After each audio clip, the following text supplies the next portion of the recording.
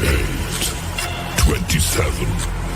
26, 25, 24, 23, 22, 21, 20, 19, 18, 17, 16, 15, 14, 13, 12, 11, 10, 9, 8, 7, 6, 5, 4, 3, 2, 1, 0. And there isn't one of us that doesn't want to be someplace else. This is what we do. Who we are.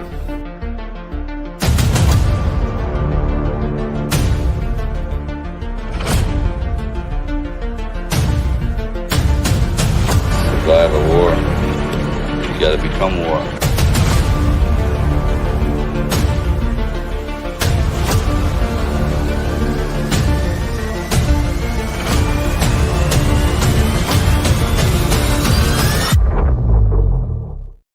Boom, and welcome back to Rambo and Frens. It feels like it has been forever. So for you guys all that were telling me it stinks not having a show every day, I promise you it stunk way worse on my end. We were out there doing an outage for the boilers that I work on, and it did not go swimmingly. It was difficult. It was a lot of hours. I have done 12 hours plus drive time, which is an hour each way, for the last 7 days straight. So my apologies that we weren't able to do a show. It's still going to be a little bit rough, although I have some really, really cool things coming up this weekend. Tomorrow night, I will be on the Liberty Den with Patel Patriot, John Harold, and whoever else he has coming on. To be honest, I'm not even sure. I was going to reach out to him after this show here today to try to confirm, but we did confirm that date already. So I can't wait. I hope you guys all come over to the Liberty Den tomorrow night, Friday night. It's going to be awesome. So with that being said, I have missed a lot. And how amazing is it that we get to land on a Thursday, as Thursdays have become the Eye of the Storm backup show. You know what I mean? Somewhere where we get to pick their brains other than just watch them present the amazing shows they've had. And what a freaking killer of an interview they just did. I can't wait to get into it with them. So as you guys all pile in here, I will say we made it 4 shows in a row on the leaderboard. I could not be more proud of that. The last one that we did with Feisty, the numbers ended up being amazing because we haven't done a show since then. But we missed the leaderboard by 30 likes. So if you guys are on board with trying to put the show up there on the leaderboard, that's the biggest thing I could ask, because it means the most. It puts more eyes on the show. Just hit that positive affirmation button on whatever platform it is that you're on, and it does that. It gets more eyes onto the show. So thank you guys all for doing it. Hopefully we can make it this time, as these guys, the guests today, deserve it. So let's hear from the boss and get this thing started. A little event with my 5,000 or 6,000 closest friends in the whole world. Boom! Donald Trump gave me a new Friends clip, guys. let me start with you, Abs. How you doing, buddy? I'm doing good, brother. How about yourself? I'm doing great. I'm really excited to be back. I feel a little rusty, to be honest. It's been that long. It's like riding a bike, brother. You'll be fine. I know. Stormy Patriot Joe, how you doing, buddy? Doing good. Winds are starting to pick up here. Hopefully I could be on for a bit. Yeah. Okay. Yeah. So there's a storm coming. Yeah, right. I had to joke with Joe a little bit, dude, because he's literally in the path of the storm, yet I'm the one up here so far losing power and internet and tornado warnings and all that shit. But we don't have sustained winds or anything like they're going to go through down there, man. It's just a sustained thunderstorm up here, but it's just kind of a little funny to start the day off. Well, it's actually really funny because I just downloaded this. Hold on, check this out.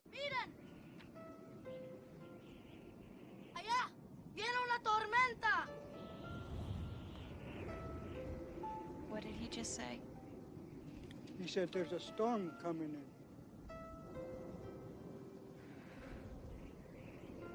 know.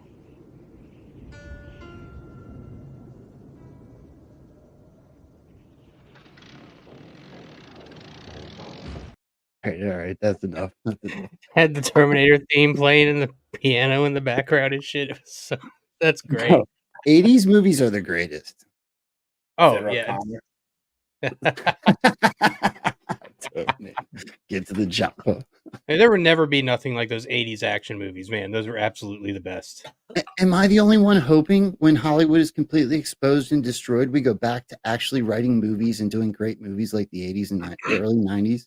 No, you were not the only one hoping that. We need more Die Hard, Rambo, and Terminator in our lives. That's what I'm talking about. Well, can I get right into it? I got to ask you guys. I'll just be completely honest. I'm really jealous. You guys got to spend some really quality time with the one and only General Flynn. And I'd love to hear. I mean, most of us, I know I did, watched the interview. The interview was amazing. General Flynn did a great job. It was really cool that he reached out to you guys and wanted to go on what I believe to be one of the biggest. I don't believe to be. It is one of the biggest Q shows on the planet. So I don't know who. I don't know about biggest, but definitely the best. I'll go with Joe on that one. I agree. There's some other really good guys I love. I love LT. Look, I love LT. LT LT helped is me get my amazing. son back. Yeah, we had LT on a couple months ago. It was such a fun show. Great dude. Well, do you guys want to share with us your experience from hanging out with Jennifer Flynn?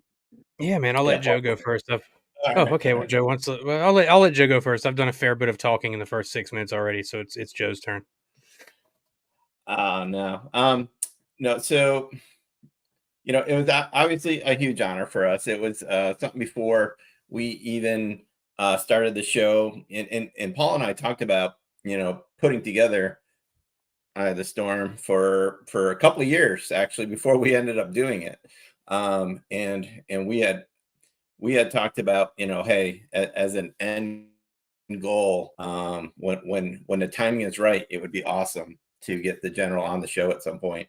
And we talked about the show and prep for it and kind of align things for 2 years. And now we've been running the show for almost 2 years. It'll be 2 years in about 6 weeks. So, just amazing timing. Happened to hit even a 3-star Delta. I don't know if that was accident or not, but pretty interesting. But yeah, as you saw in the interview, and I've had a chance to briefly, very, very briefly meet him a couple of times. And my in-person conversations with him went almost exactly like you saw there, where he's really appreciative and humble in his approach, but extremely intelligent and trying to, like Trump, kind of talking in several audiences, if you will. But we tried to ask him things that he might not be getting, those types of questions in other areas, but also we wanted to hear his perspective in a way that people can take the information and relate it in their own personal experiences. And that's what we strive for, was to be able to have him talk about, some of the things that he's gone through, his grit and having to stand up against the machine several different times. Paul got into some of the things around his faith and other such things like that. We got into Bitcoin with him in such a way where now it was a good time because Trump was the keynote speaker at the Bitcoin conference and has said that he wants to make it the biggest thing in America going forward, and purchased $1,000 worth of burgers next to a Pepe sign. So it would be really hard for General Flynn to come out and throw his middle finger at Bitcoin at that point. So the timing for that question was good. Just it was fabulous. He was appreciative both on show, off show. Very, very, very cool gentleman, and hope to get together with him again sometime in the future. Yeah, it was a really humbling experience. We had a few people in the chat, and I've had a couple people in comments ask me, why didn't you guys ask him about Q? Well, I don't know, maybe because he shit all over Q every time he's directly been asked about it. And and that wouldn't have served a single purpose. It wouldn't have served a single purpose. And the way Joe and I saw it was, dude, he's coming on Eye of the Storm. You don't need to talk about Q at that point. He knows what the show is. And I kind of align with Joe. One of my favorite parts of it was when Joe posed the Bitcoin question, and Flynn, first time to my memory, chose not to dump all over Bitcoin with his answer, which he has definitely done before. And he was definitely much more guarded this time. He, of course, backed and supported gold in the end, which was, I got nothing against that. I do the same thing. I'm kind of Bitcoin and gold, right? Now, I personally believe I line up with a lot of G's theories on Bitcoin. I think he's way over the target with it. So I align more with Bitcoin than gold. That said, just the signal he put down by not crapping on it right after Donald Trump went and used it, and just the signal from coming on the show to begin with, man, I really felt like the time would be better served kind of talking about some of these other broader topics that are way more important right now than just trying to get the guy to talk about Q, which is something he's never going to do publicly. So from my standpoint, it was really cool hearing about his thoughts, excuse me, folks, on what we can all do heading into the election to be involved locally, which, as we all know, will create a national impact. And talked about going to city council meetings and school board meetings. We talked a lot about faith because, Joe and I believe that faith is the penultimate thing in this war, in this movement, right? If you don't have faith, you don't have anything. So really cool to hear his stories and takes on faith.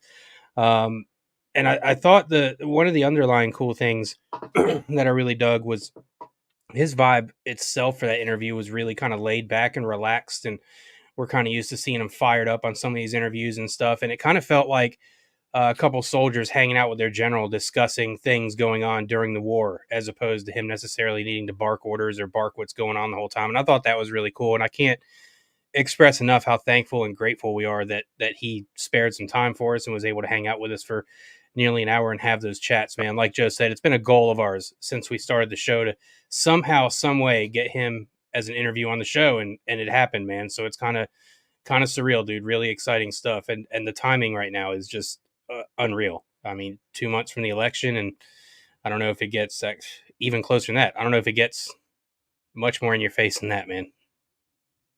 I want to give my perspective as somebody that watched it as a fan of not only General Flynn, but also you guys.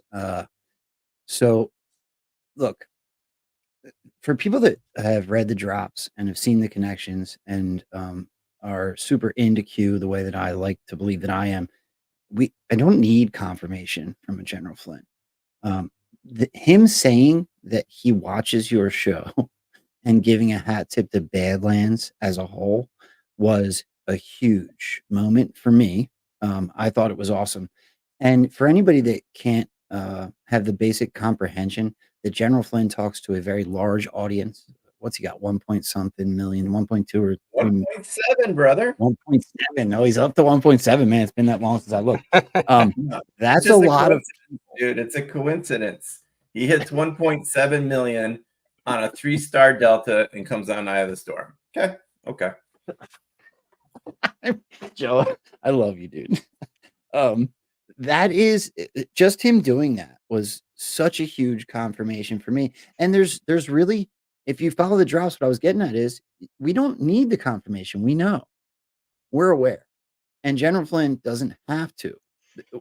The mere act of doing what he did with you guys was confirmation enough for me.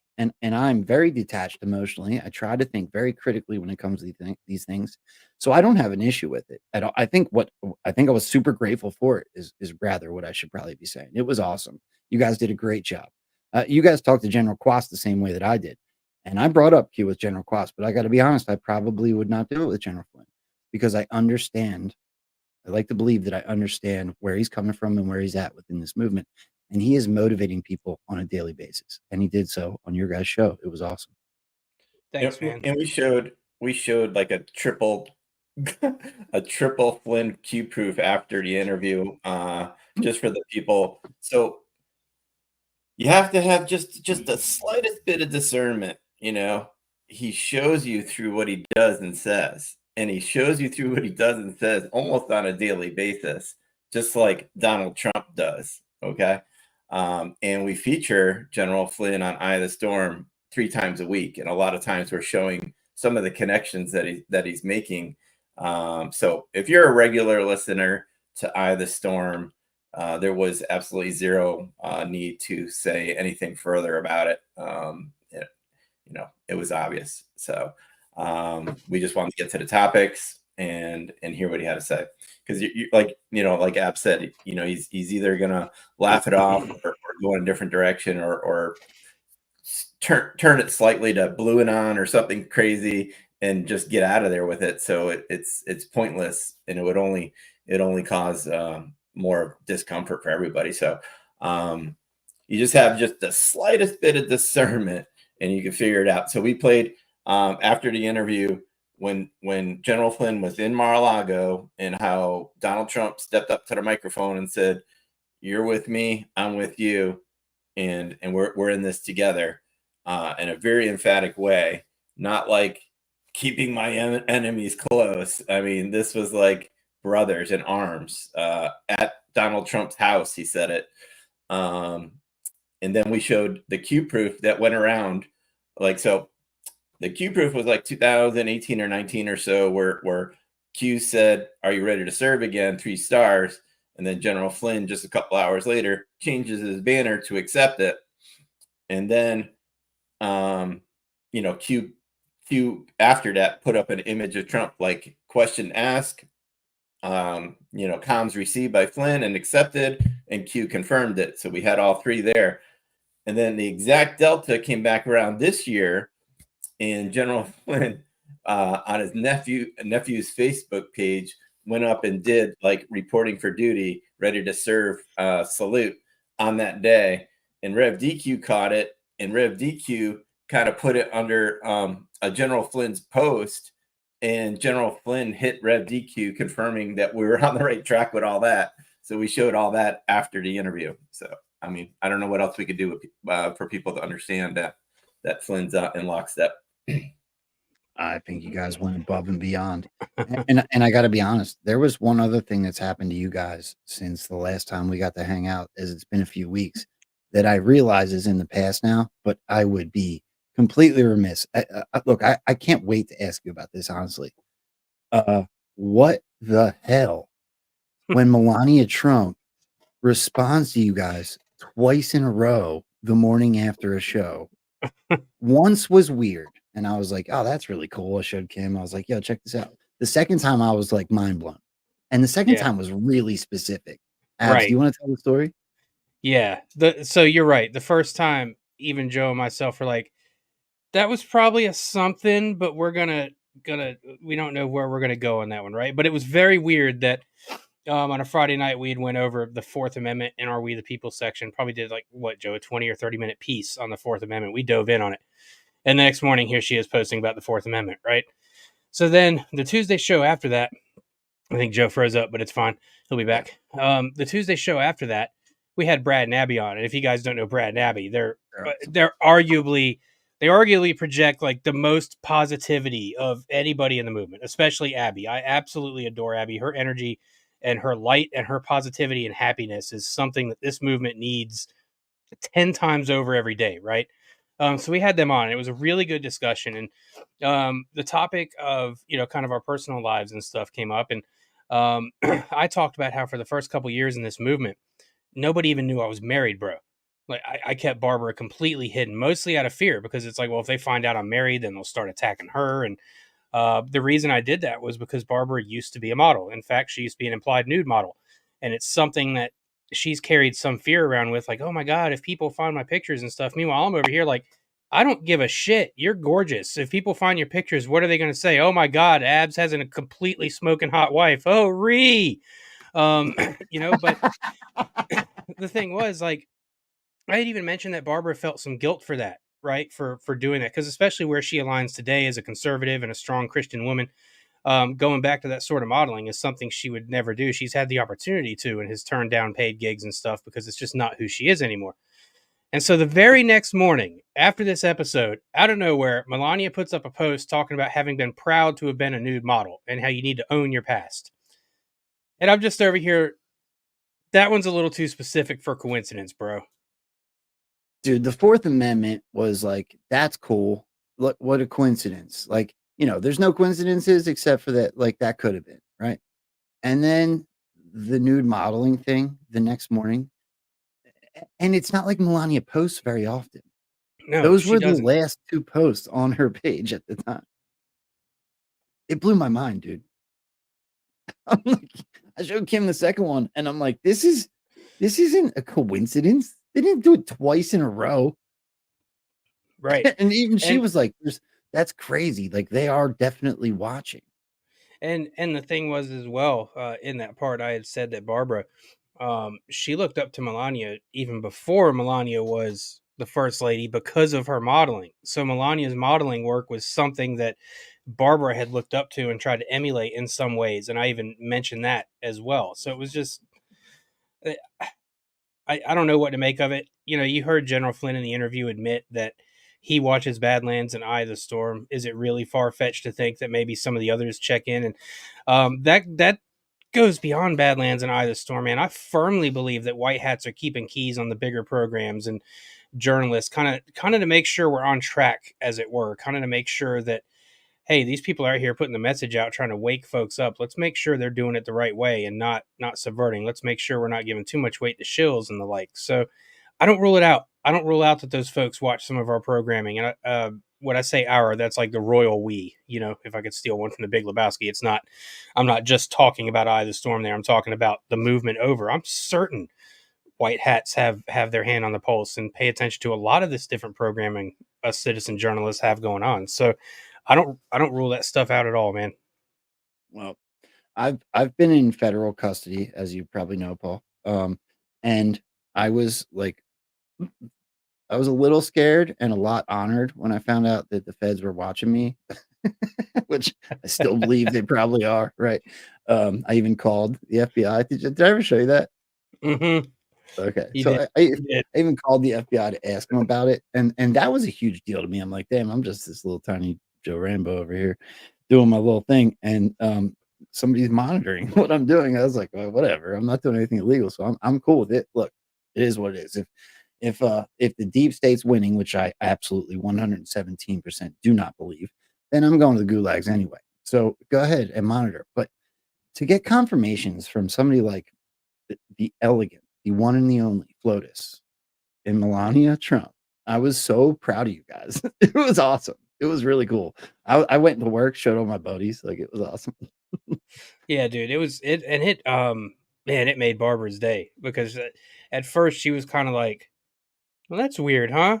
And my first thought was that's a little bit more than weird. That's like, I think she was literally shouting you out. Which I think is really awesome, dude. Side note, kind of branching off of that, I think it is completely awesome how so many of these folks are not afraid to give us hat tips, to share our posts on Twitter, like our comments on Twitter. They're especially, man, since Twitter hid their likes. I've got some pretty big name folks that follow me that are liking Q stuff that never liked the Q stuff when the likes were publicly visible, because they wouldn't want that to be seen from their perspective because of who they are or positions they hold. I find that very, very interesting as well. Some of the folks that have been liking the Q stuff over pretty recently, I'm talking like the last month or so. It's almost like we're nearing a point where Q is about to go mainstream and they're setting the stage for that because they know nothing can stop that from happening. It's going to happen at some point. Trump will be asked the question at some point. He's going to answer it. We were told that would happen. And we know that when that does happen, or say, for instance, the tweet does happen, if that tweet happens, that's going to instantly become the biggest Q proof of all time and squash any and all questioning or doubting of Q, in my opinion. We were told years ago that tweet would come from Trump. Well, actually, we weren't told it would come from Trump, but we were told that tweet would come. If it does in fact come from Trump or somebody within that administration, right as shit starts getting hairy, man, I don't know, you're going to get a bigger Q proof than that. And all of us Q influencers, um, you know, LT, you, me, Joe, X22, X22. all the big Q guys. I don't say this smart ass. I hope we're ready, because I think we're going to have a lot of attention on us. And it's going to go back to exactly what Q said, man. When it gets to this point, it is our job to guide people, to lead them, to comfort them, and to calm them. and explain to them what's going on, because all of us have been down this rabbit hole for 7 years, and damn it, by now we should know what's going on and be able to convey that in a calm manner to people to keep them chill while the storm actually hits. I think that's where we're headed, brother. I truly do. There's a really special thing that happens on Twitter. I've been trying to explain this to some of my friends that also do podcasts that are, trying to break through or still cutting their teeth, or, working very hard with a smaller group of people that absolutely love and adore their shows. And they probably deserve more recognition or more eyes on, but you got to grind. And some of them seem to be stuck on places like TikTok and some of the other apps. Look, I keep trying to explain to everybody, there is something special about X, and I'm not taking from the rest. I think collectively they're all necessity. Right? Every single one of them are a battlefield. But Elon Musk literally just tweeted that not only is X a social media platform, it's also a crime scene. Yep. It is legitimately a battlefield. And when things happen like a General Flynn, or even last night, Liz Crokin retweeted something of mine. That meant the world to me. Right. It meant the freaking world to me. I'm like, that's really cool. You're right. And I think that's because ultimately Twitter back in 2016, 17 is where the battleground was really formed. And a lot of us formed alliances over there. And there is something special about it, despite the fact that we know there's still rogue employees at Twitter that are still putting in rogue algorithms, that are still banning people.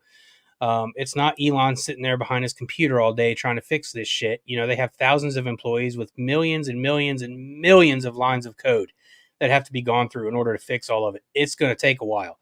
In the meantime, all of us Q accounts have got accounts back or have made new accounts that are growing and doing well. And you can get involved with threads and discussions on Twitter that really do truly feel almost like the boards back in the day, where you just get to digging and get to stuff. And it is, to me, the biggest battlefield because it contains both sides. Okay. And I don't mean to take anything away from any other platform, as you just said, dude. But if you're talking about True Social, it's basically a right-wing echo chamber. That's fine. We need a place to have our own foxhole and go talk amongst our own folks and have some fun and put information out there. Telegram is largely toward the conservative side.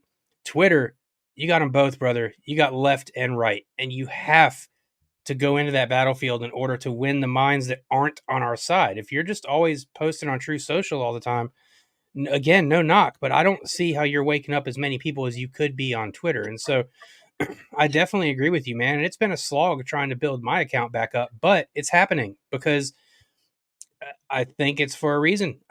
Joe has said all along, at some point, we're all probably going to get back over there. And maybe it's with our original accounts. Maybe it's with these new accounts we've built getting boosted to the moon, and we all just start getting the information out that way. And, you spoke of Elon saying Twitter's a crime scene, dude. Maybe that's why some of our accounts still aren't back. Maybe some of the shit we were posting was so over target, it's being used for some of this stuff. We don't know. But I agree with you. Rambo. We need to be on Twitter. And I understand why some people have this reticence toward it and why some people are, I don't want to go over on Twitter. I get it. But you've got to be over on Twitter right now, period. That's where most people are. That's where the most people are that we have to wake up are coalescing right now. That's where we have to be, is Twitter. Yeah, Joe, I know you just came in, but we're talking about the different battlefields and what we believe to be the importance of what's going on over at Twitter/X.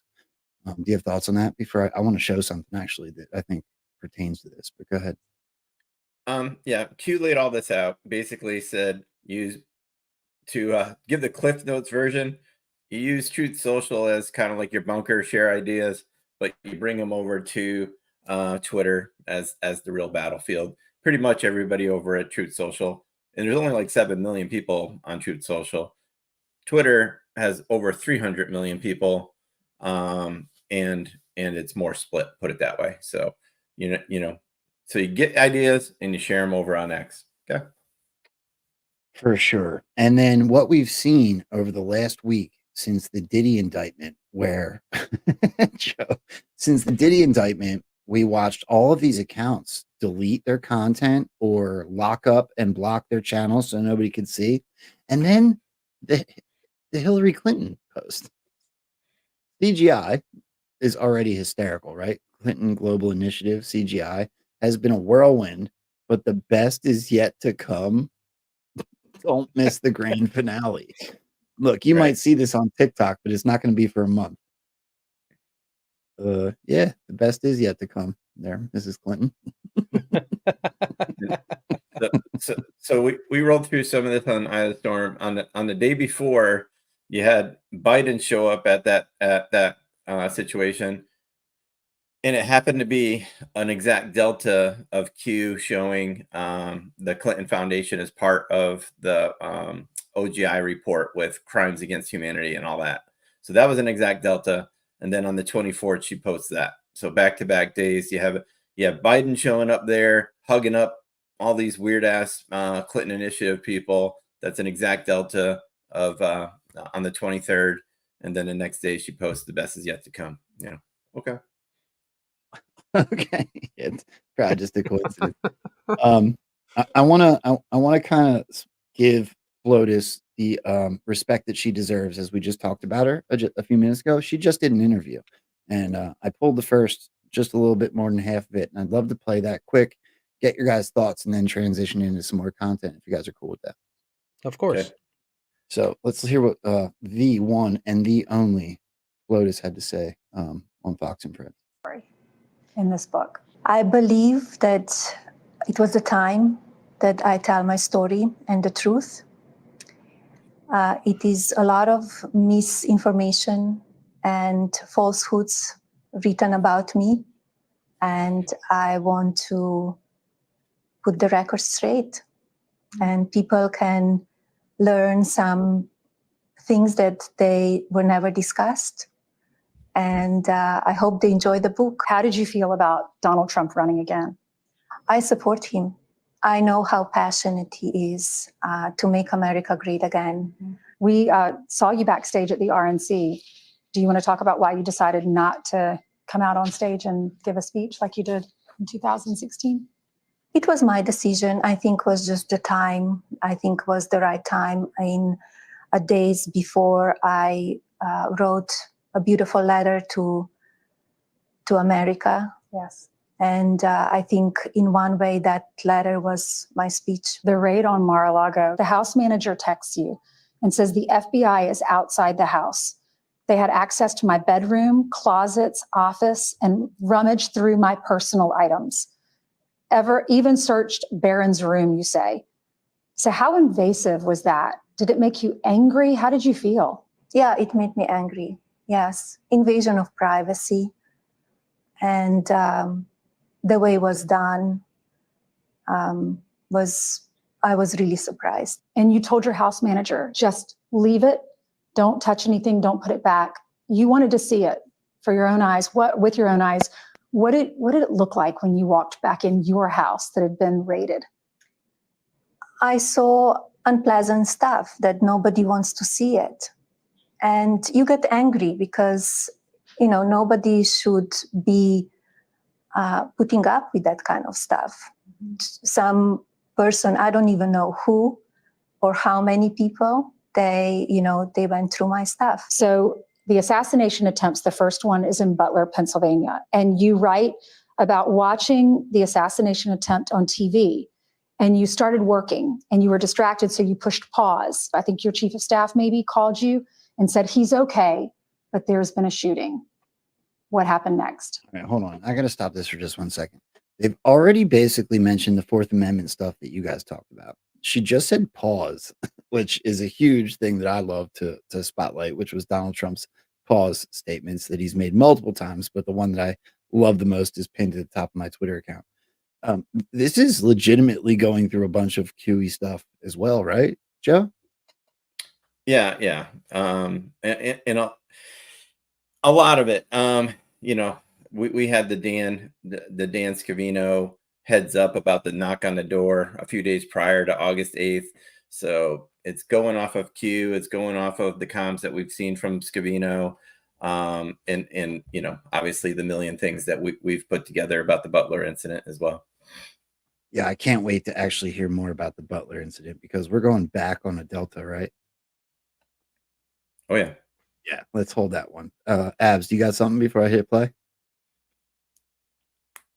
No, man, other than what Joe was saying, that she's low-key hitting a lot of cute stuff here, and of course talking extensively about the Fourth Amendment. So there's definitely a reason, aside, at this point, it's clearly not a continued shout out to Barb. So there's a reason that she's going in on the Fourth Amendment so much as well. I bet more is going to come out about that in the future.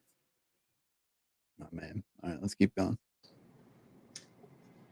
I ran to the TV and I rewinded and I watched it. I was only a few minutes behind, and something, I guess, look over me. So I didn't really see live, but maybe, 3 minutes, few minutes later. But when I saw it, it was only, nobody really knew yet, right? Because when you see him on the floor and you don't know what really happened. So you called him and he didn't answer his phone, and you called Secret Service. And what did they say? First, the Secret Service was not available too because they were with him, right? And then after that, I got the Secret Service on the phone and they said that he's okay. We are on the way to the hospital. He will be okay. And were you able to talk to him on the phone eventually? Yes, I did. And then your son rushes into the room. Yes. And he had been told, your son is in college, I understand, but he's still your child. This is his father. How difficult was that to have that conversation? Very difficult. Very difficult. He was outside playing sport, and he rushed in, and was very, very difficult. And then a few weeks later, there's another attempt on your husband's life at your golf course. Where were you, and what was your reaction to this attempt? I was in New York City, actually, and I saw it on the television. And as soon as I saw it on television, I called again, and he was okay because Secret Service were great. The guys that they were with him, they were fantastic. And I think both of the events, they were really miracles. If you really think about it, the July 13 was a miracle, like that much, and he could not be with us. And he normally doesn't call for that one screen. He waits till the end of the speech. So just looking at that screen allowed him to turn his head. Yeah. And he said it was providential. Does this make you believe in it more, in a higher power? How has that been for you? I think something was watching over him. I think it's almost like country really needs him. That maybe God's sparing his life. Yes. And then we were told this week, and we were told that authorities have already known this for a while, that there was an Iranian plot to kill your husband. So I watched this video that you released on social media questioning the first assassination attempt. For the second one, if they knew that there was this plot, why didn't they sweep the golf course? It's interesting how quiet and everything became. All of the mainstream media, there were a few days reporting about July 13 event, and everything then became quiet. So I had a lot of questions. What's going on? This is not normal. And is it really shocking that all this egregious violence goes against my husband? Especially that we hear the leaders from the opposition party and mainstream media branding him as a threat to democracy, calling him vile names. They only fueling a toxic atmosphere and giving power all of these people that they want to do harm to him. This needs to stop. This needs to stop. The country needs to unite. And I encourage everybody to read my letter that I wrote on July 14 again, because that cannot continue. I mean, it doesn't get more elegant than that. When I listen to Melania, I'm like stuck on every word. What do you guys think, Abs? Yeah, it was absolutely elegant, man. Her explanations are so great. My favorite part was her talking about supporting of Donald Trump when he said he was going to run again. I mean, because that flies right in the face of everything mainstream media was saying. They keep trying to push this stuff like she's going to divorce Donald and she doesn't support him running for another term as president. And she just came and smacked that shit right about the face. And that was my favorite part. Basically, she just doubled down on it. That's my dude. I support him. Whatever he's going to do. That's the love of my life. And of course, the mention of the faith as well was really awesome. As too, I think that us being in a spiritual war, the more these folks talk about their faith and God, the safer it makes me feel. Actually, because spiritual war, you want to see the people you're following and looking up to lead this movement talking about that stuff. I thought it was a great interview. Yeah, what are you thinking, Joe? Yeah, I mean, she's highlighting all the things that need to be highlighted. So, when we have these events, it's connecting in several different ways. So we're using these events, in my opinion, to spark different avenues of enlightenment for different audience groups. So she's kind of speaking from her relationship as the wife and different things like that, weaving in faith matters and things of that nature. So that's all important. But, there's a whole nother level of connectivity that we'll probably talk to as we move forward through the show, that it's very, very, very, very obvious that Donald Trump and the Q team are showing us very, very strong comms, and they keep doing it time and time again. So they definitely want us to see it. And if they definitely want us to see it, we should talk about it. And people have asked me a lot of questions about that. And my thing is like, we're just showing the comms. It's up to you to do with what you want to do with them. So we'll probably get into some of that as well. Yeah, I actually can't wait to start going down some of the rabbit holes we want to talk about today. Let me take this opportunity real quick to show some gratitude. First of all, September 9th is now a monthly supporter, means the absolute world of the show. Same for you, Supjug17JK. Also decided to support this show by being a monthly supporter. I don't normally do the sponsors for the show until the end, except for that I'm really excited because we have somebody new that has decided to support the show. I think both of you two, Abs and Joe, know this guy very, very well, but his name's David Becker. I'd like to, real quick, as the first time that David's been on the show, I want you guys all to know that David has personally helped me now. He has been asking me to come to GART so that I could meet everybody from Badlands now for a few months, to be honest. We've become friends. We are now texting and asking each other questions and helping each other out as far as this movement's concerned. Q drops, different shows, what people say. And so this guy has not only become a sponsor of the show, but he's become a friend. And David Becker is kind of awesome. I'll just tell you that right now. He doesn't know that I'm going to do this part of it, but he does Patriot get-togethers all the time with his friends. He does them in Jersey. He has invited me as I'm in central Pennsylvania. And I hope and pray that at some point I'm able to get to one with him. So with that, I want to show, this is a new sponsor of the show, Mid-Atlantic Business Alliance. So are you paying too much for health insurance?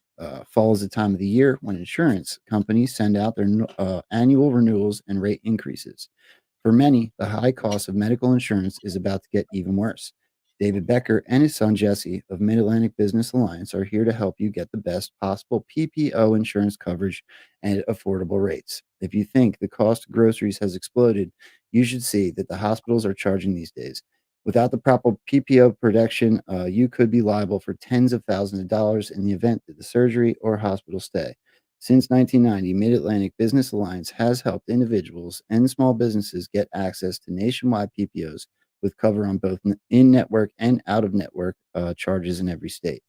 Having a great nationwide network like Cigna will help you keep those costs down to a minimum.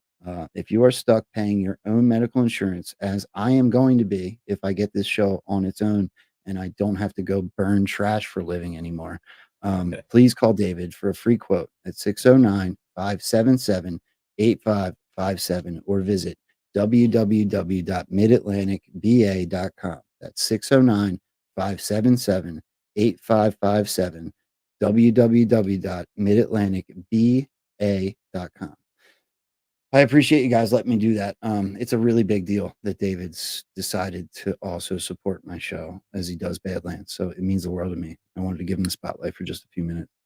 Yeah, he's a rock solid patriot. I've had communications and chats. On a personal note, before the Q movement and such, that was what I did for a living. Basically, I was in the human capital management space for about 30 years. So I know the language that he speaks, and he does a great job. So if you're in that type of position and you're looking to get your own health insurance and things like that, check him out.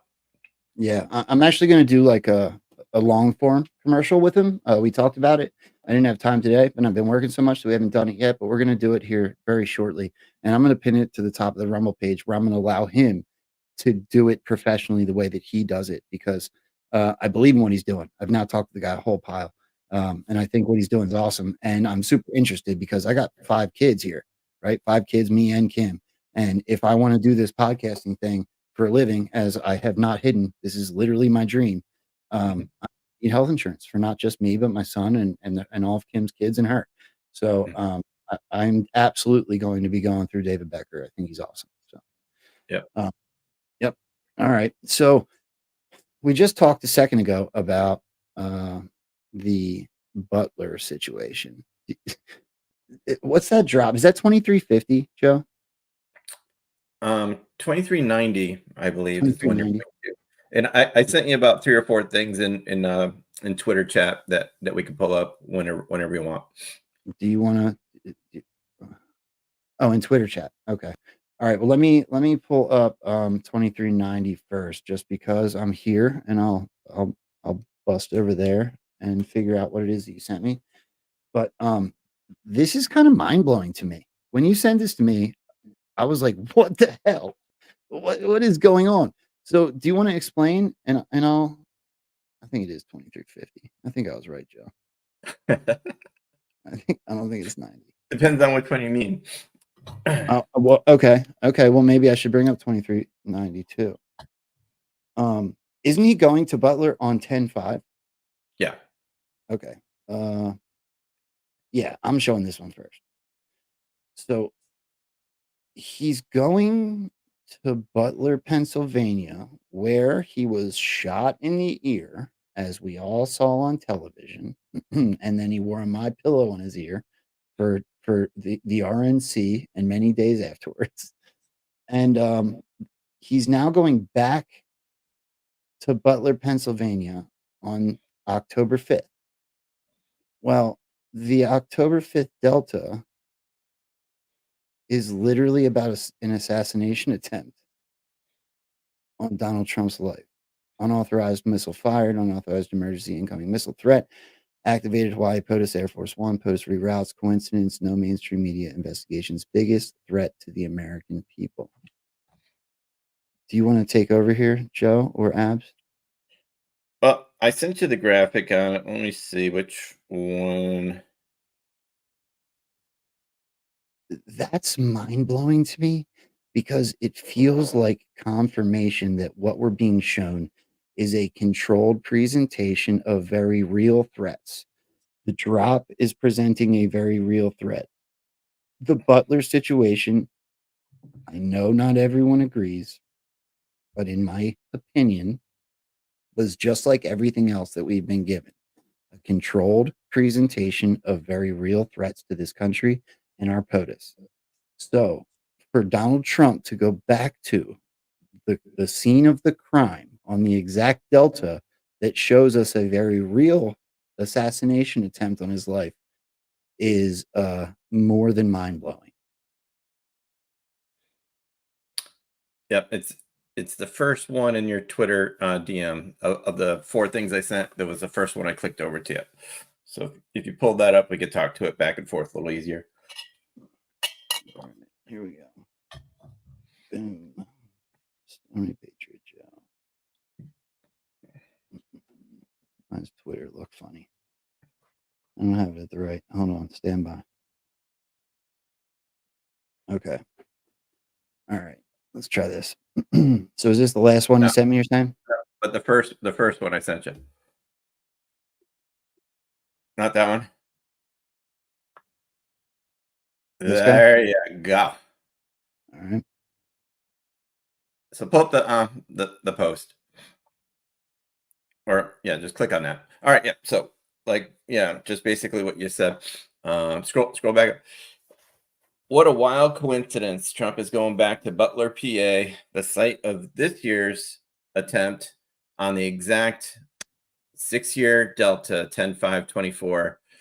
That's where Q2350 told us another attempt happened to Donald Trump. But, he took this missile fire at Air Force One was the narrative back then. But we scurried F-16 jets to hurry up and shoot down a missile in flight, which F-16 pilots say can't happen. What a crazy coincidence that this all landed on the exact Delta. Okay, and then you scroll back down to the graphic itself. I don't know if you can make that any bigger, but that is showing the October 5th when he's coming back in the Delta of the missile Q in that paragraph there about the that Q told us about the threat on the right. Wait, so can I back you up? I had the storm to get in front of this. Even before Butler, we were saying on Eye of the Storm that this particular Q is going to come back to play. Keep an eye out for it. Then Butler happened, and again, repeatedly after Butler happened, we said repeatedly the missile Qs are going to come back into play. Watch for it. We got tape and all this. We can play it back for people. And boom, here it is. Trump and Q are putting it exact Delta for us. Now, what this is going to mean going forward, well, we'll have to see. There's a report out today that Scavino thinks that somebody's going to shoot at POTUS with an armed surface to air rocket launcher from a person. We'll see. Wait. Now I got two major questions for you, Joe. Let me pull this down so I can ask you. What did you mean F-16 pilots said that can't happen? That you can't out chase a missile with that type of plane and be able to shoot it out of the sky. It's just not capable. So that question was asked to Q, and on the board at the time that somebody said F-16 pilot here. Well, what do you mean we shot down a missile? Q was scrambling and said, oh yeah, it had a special weapons package, highly classified. So, me personally, I read through all these things at the time and none of it made sense, much like 713 didn't make any sense to you now. If you know what I'm saying? Yeah. That's how I was in 2018. Okay? Because it didn't make any sense to me that we're in cahoots. Q tells us that Russia and China are actually working with POTUS to take out the new world order. So why would somebody be hacking our missile command and triggering something at Air Force One, and it allegedly gets tracked by a F-16 jet out of the sky and taken down when every F-16 fighter pilot says that can't happen? So the fact that Q's already telling us that Russia and China are working with us, I didn't buy into the fact that Russia or China did this hack and launched this missile and that we scurried a plane that happened to take it out. It just didn't pass the smell test for me at the time, And I said at the time, we're dropping this for the future. And I've been saying it for years. It's going to come back around, and look what's lining up now. Okay. Well, Joe, so that makes me think, were you guys supposed to realize? That's a good start. Keep going. Were you supposed to realize that wasn't possible? Which also leads into something I know at least you and I align on with the current assassination attempts. That's Okay. really interesting. I didn't know that. I looked at it like it was legit. I've been playing it out because I thought that one's legit. This one is to show the people that it's happened. So now to find out more information from an OG that lived through this process, that was also questionable. Hmm. And makes I'm me- one of the very few people on the planet with that position. Most people think that was a real attempt, and Q was letting us in on a real attempt. I always just was like, I don't know about that. That's weird. Go ahead. Even Ed. in her interview, in Melania's interview, she said they were both miracles, right? Yep. Well, what if the miracle is that the deep state wasn't able to do what they're usually able to do and take somebody out? That the miracle, her saying it was a miracle, doesn't necessarily mean that God turned his head at the right time or God kept Ryan Ruth from being able to shoot the round. It could simply mean that we subverted everything they were going to do. So now we're putting on shows to expose all their shit. That's a miracle in and of itself. Exposing their stuff and stopping their game from assassinating anybody who's in their way. That's a miracle. So I align with both your gentlemen's takes, man. It's still not a popular take, but come on. So weird. Oh man, I'm having trouble processing this right now. That's crazy. All right, And- Joe. What else do you have here?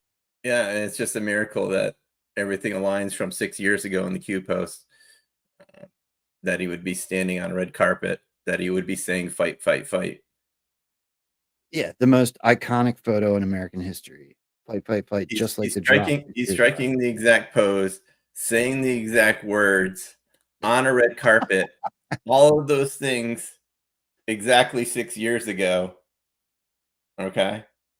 And then we point those things out, and Donald Trump retweets Melania, who comes back around, starts talking about the assassination again. And then Donald Trump retweets Melania on September 17th, which was the exact delta of the Q post of the fight, fight, fight. So then Donald Trump is hitting the exact delta. And then he gets into the same exact outfit that he wore during that pose of the fight, fight, fight in the Q, and goes on another interview later that day in the exact outfit. Did you guys look? I want to hear from both of you. I got a comment. It might have been yesterday. It was at some point during work when I was taking like a quick break, and somebody said that that we're stretching and that it's kind of sad to watch us try to find this encore and that Q left a long time ago. And I just had to chuckle because it seems to me that Q has become more relevant now than it even was in real time. How about this? I'll stop paying attention to the drops when they stop getting hit every fucking day. It's so funny. I agree with you. Me and Joe have talked about that. This past week has been the biggest week ever, and I'm halfway through a Substack on it. I'll have it out probably later today. But all the cues that said pay attention to September, I believe it was 14th through the 18th, and September 21st through the 25th. That all just happened this week, from Diddy to to Mayor Adams to the Fannie Willis case to all these resignations, and I can go on and on. I'm halfway through it. You'll see it later today, but oh yeah, it's stop looking at Q. What? It all just hit this week. Everything that Q pointed to from that Q drop hit this week. Can I ask you something? The biggest stuff ever, like pretty much, like with P Diddy and the Mayor Adams, whatever the fuck his name is. Yeah.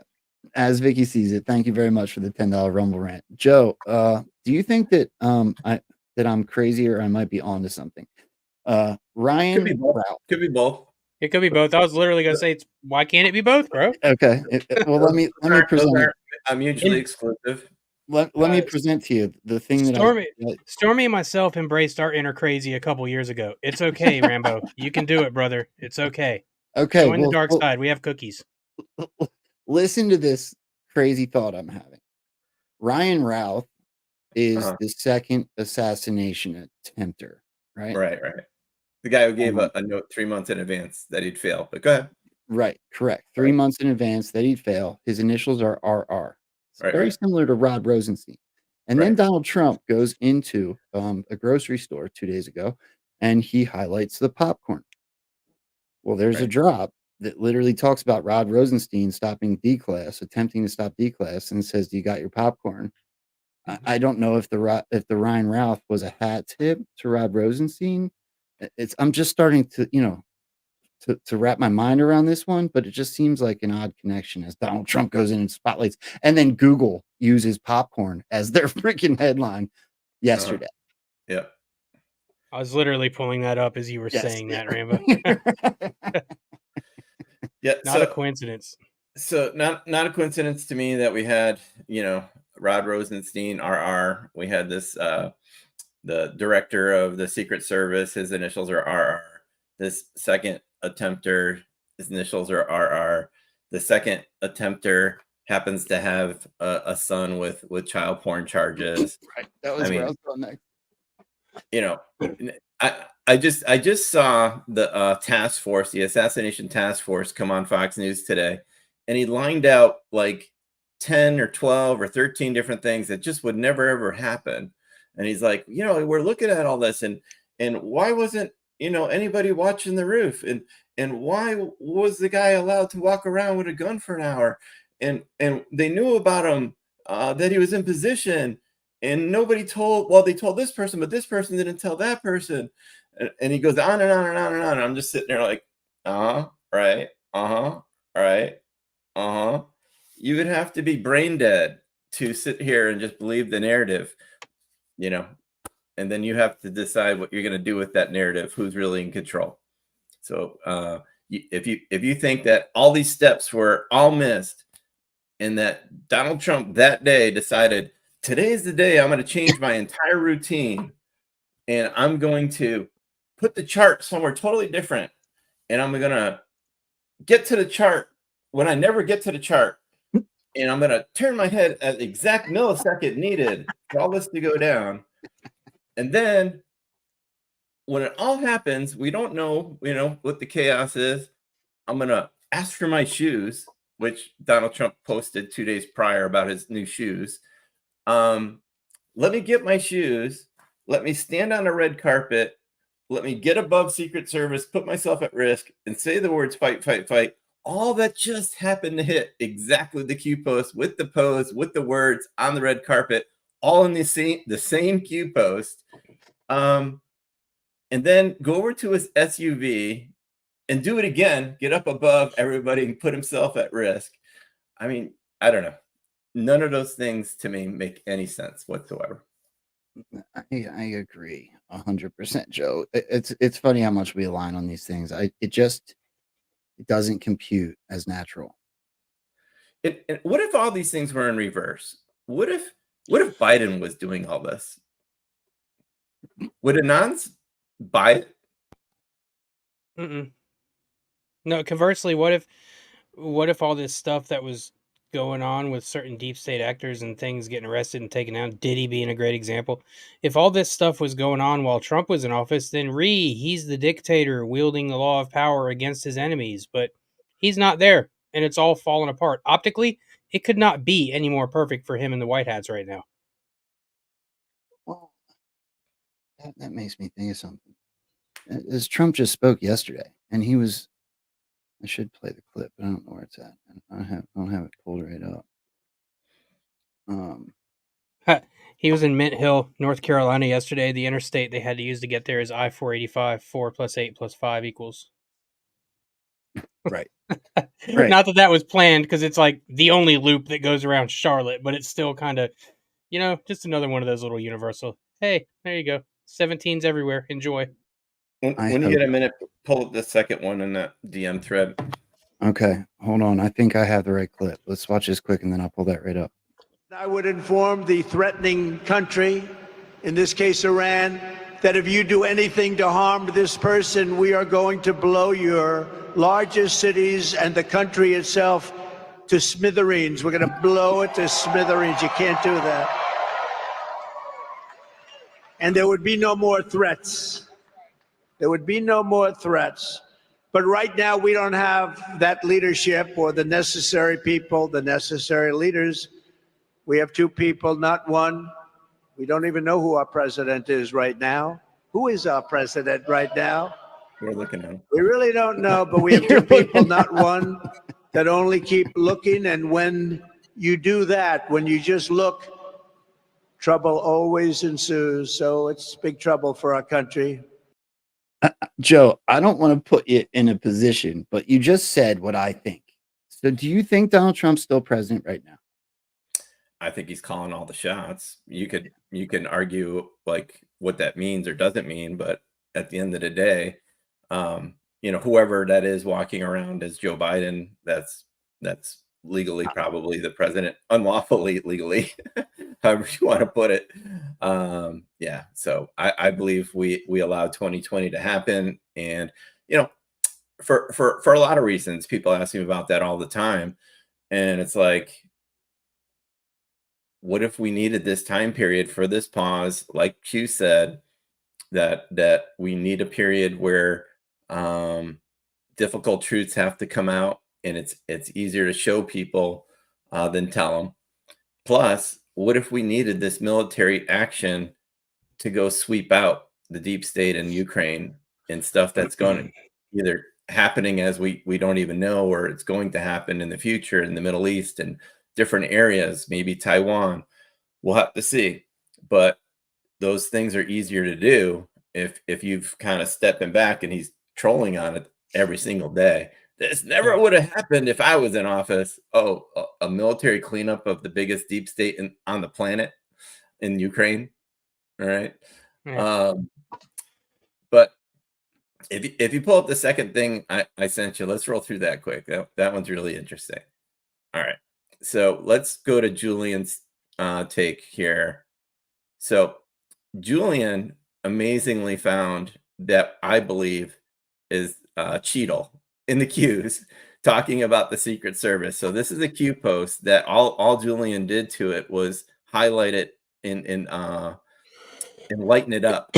And I think that's her in the Q's. And look what it's saying. Thank you, Secret Service on the left. All right. So keep going. Yeah. So that post was made like 6 years ago. So you see the whippity do on her hair and in the frame of her face and everything. So keep scanning down. There's the same type of whippity doos. Put some years of age on her. So like Julian was saying, this post was 2018. Pretty interesting, right? All right. Now let's click out of that, and let's see. No, look, keep going down, because I started go down in that thread. I think I replied to him in there. Yeah, just keep going though.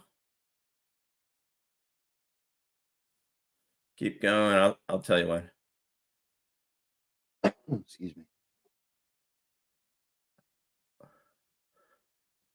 27. Keep going.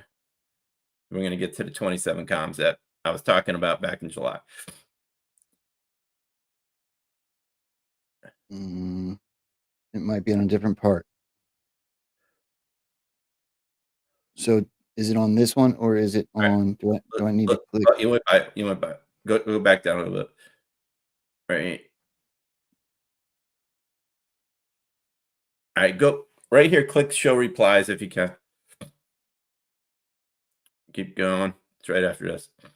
Here we go. Okay. So this was me July 25th. Crooks had 27 contacts on his phone. The fireman has 27 on his helmet. Read Q 27. Also, Cheadle served 27 years into the Secret Service. And then I went on Eye of the Storm, pointed out these connections, and I said, look for more 27s to hit. This was days after the event. All right. Now, click out of this and go to the next thing I sent you. Here's 27.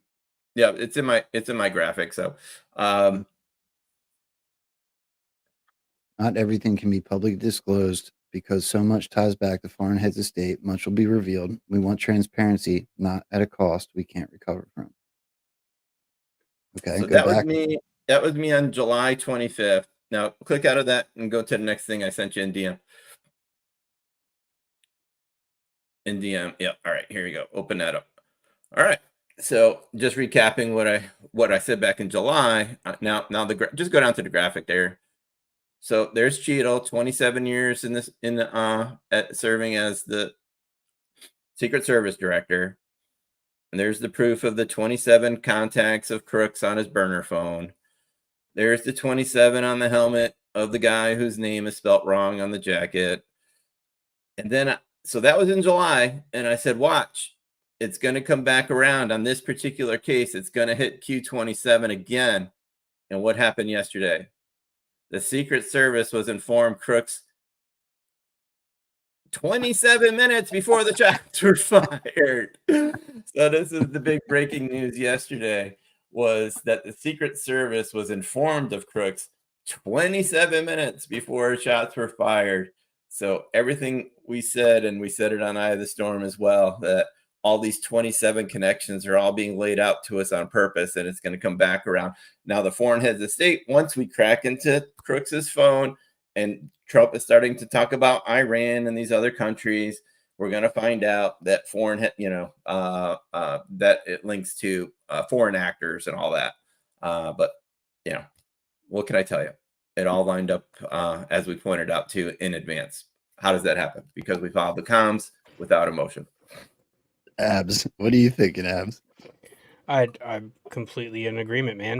The fire department, number one, is not going to forget how to spell his last name on his coat. That's not going to happen. Joe's father was a firefighter. He will tell you that is not going to happen. Period. End of story.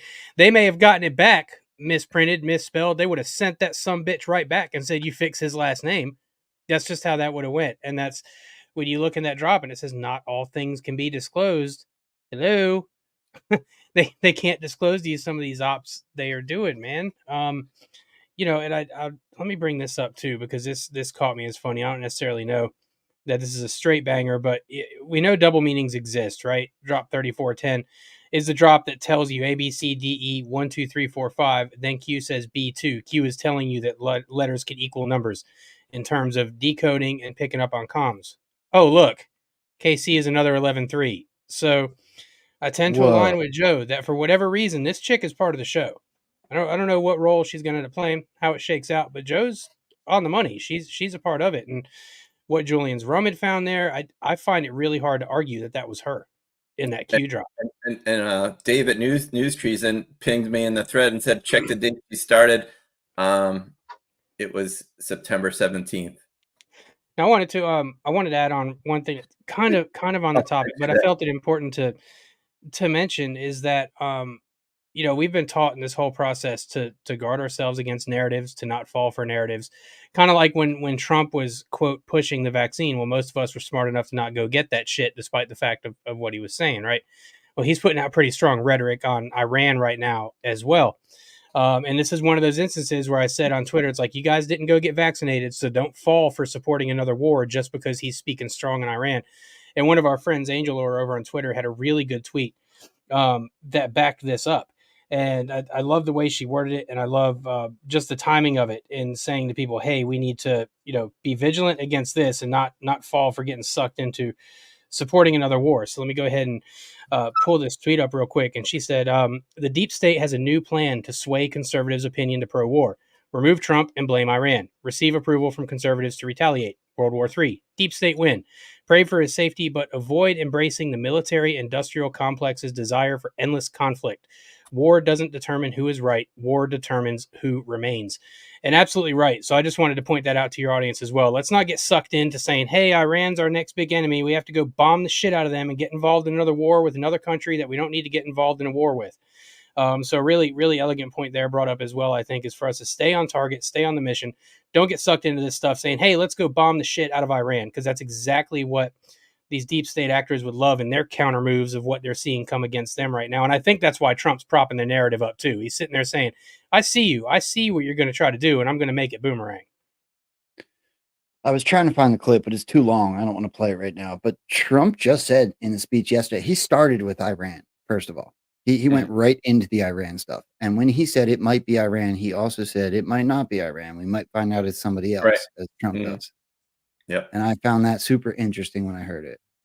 Yep. I think the Iran stuff is being floated up for a specific reason, but I do not think it's because we're going to go to war with them. I think it could very well be another exposure campaign of exposing how these people always like to run to war and use war to prop up not only their pockets, but use as a distraction. I think that'll probably come out as well, man.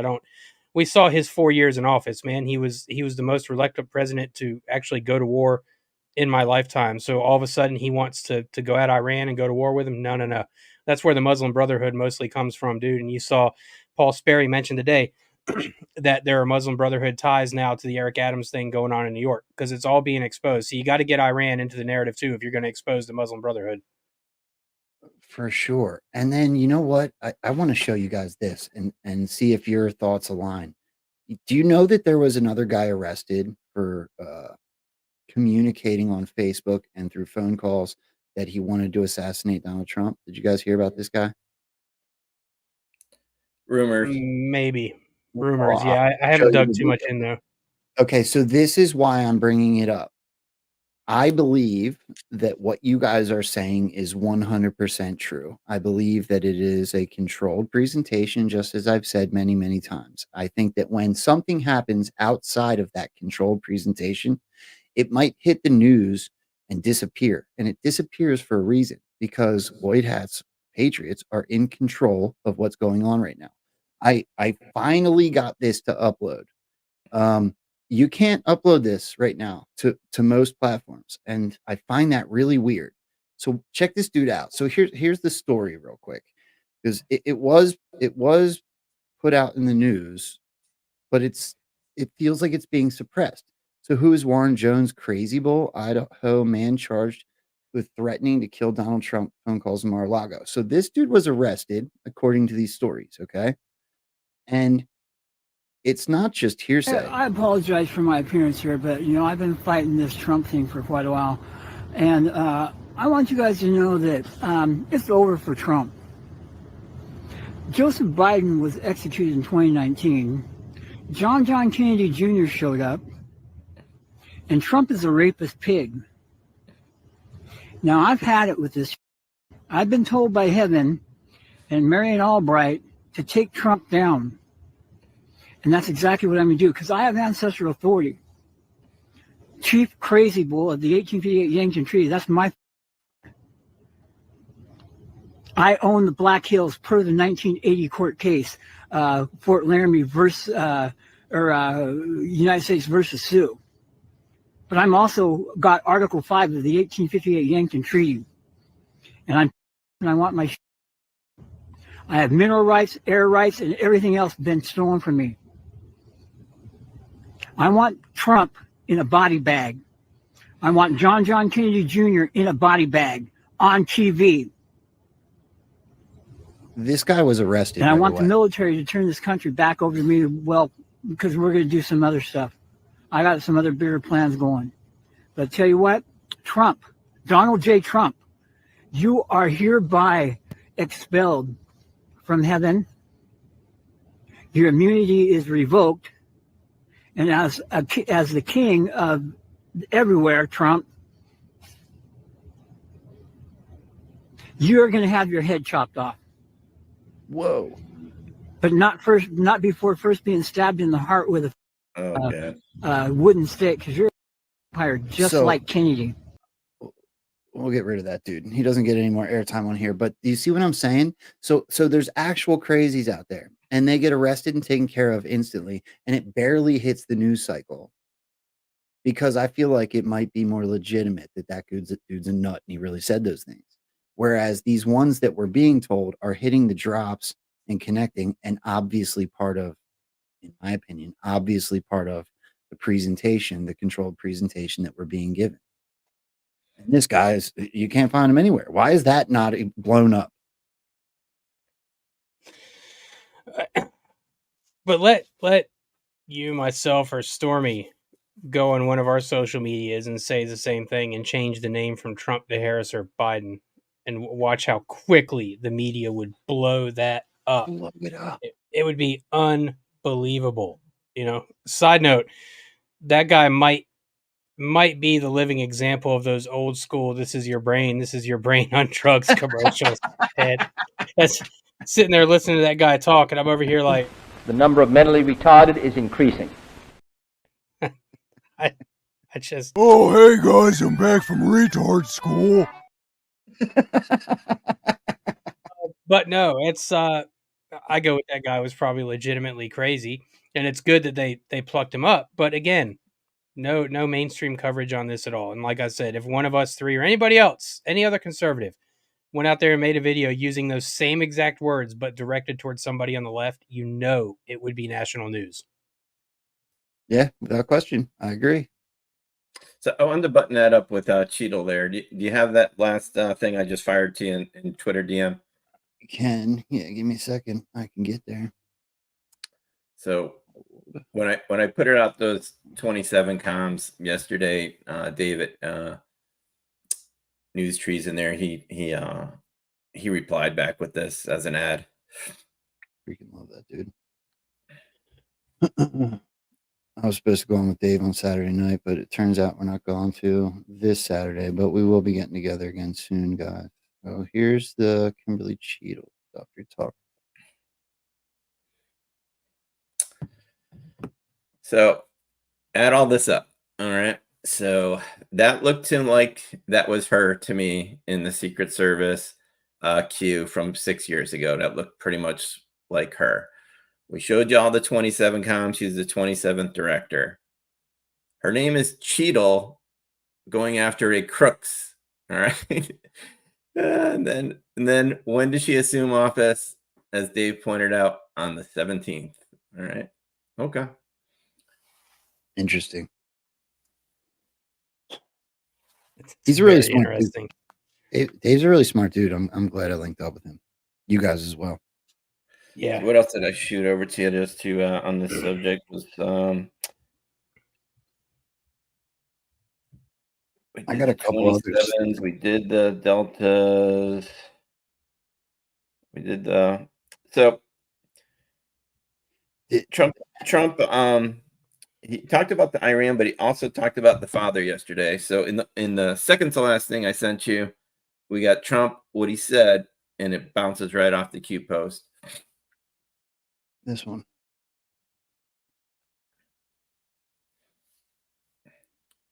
Yeah, go ahead and play Trump. Let me see if I can make this look better. No. All right.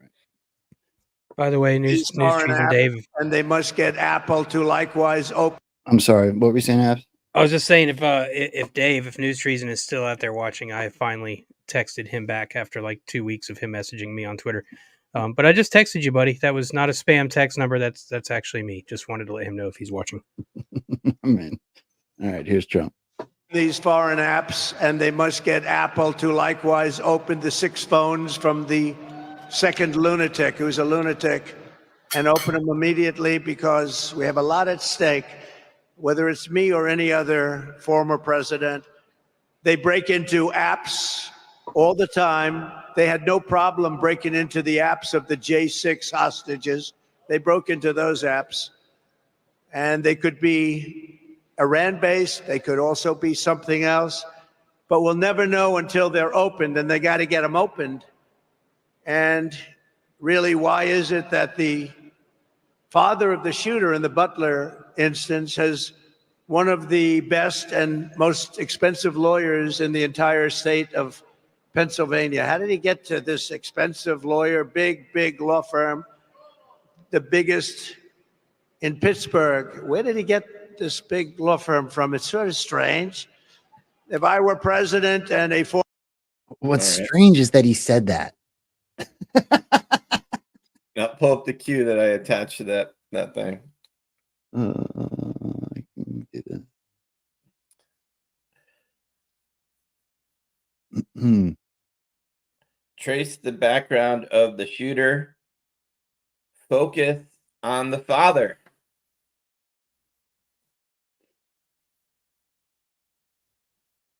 That's crazy.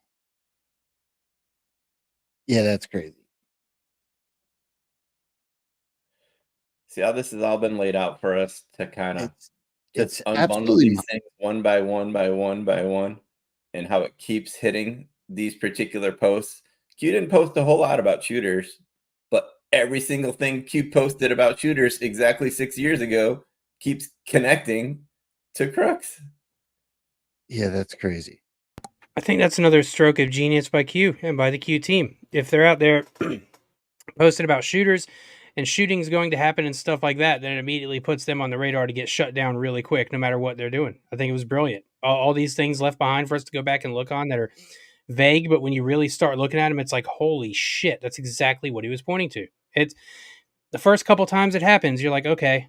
The dozenth time it happens, you're like, yeah, this is a thing. This that you can't explain it any other way. That's what I try to get people to understand about Q. You can, fine. We're 7 years into it, bro. If you were going to debunk it, it would have been done by now.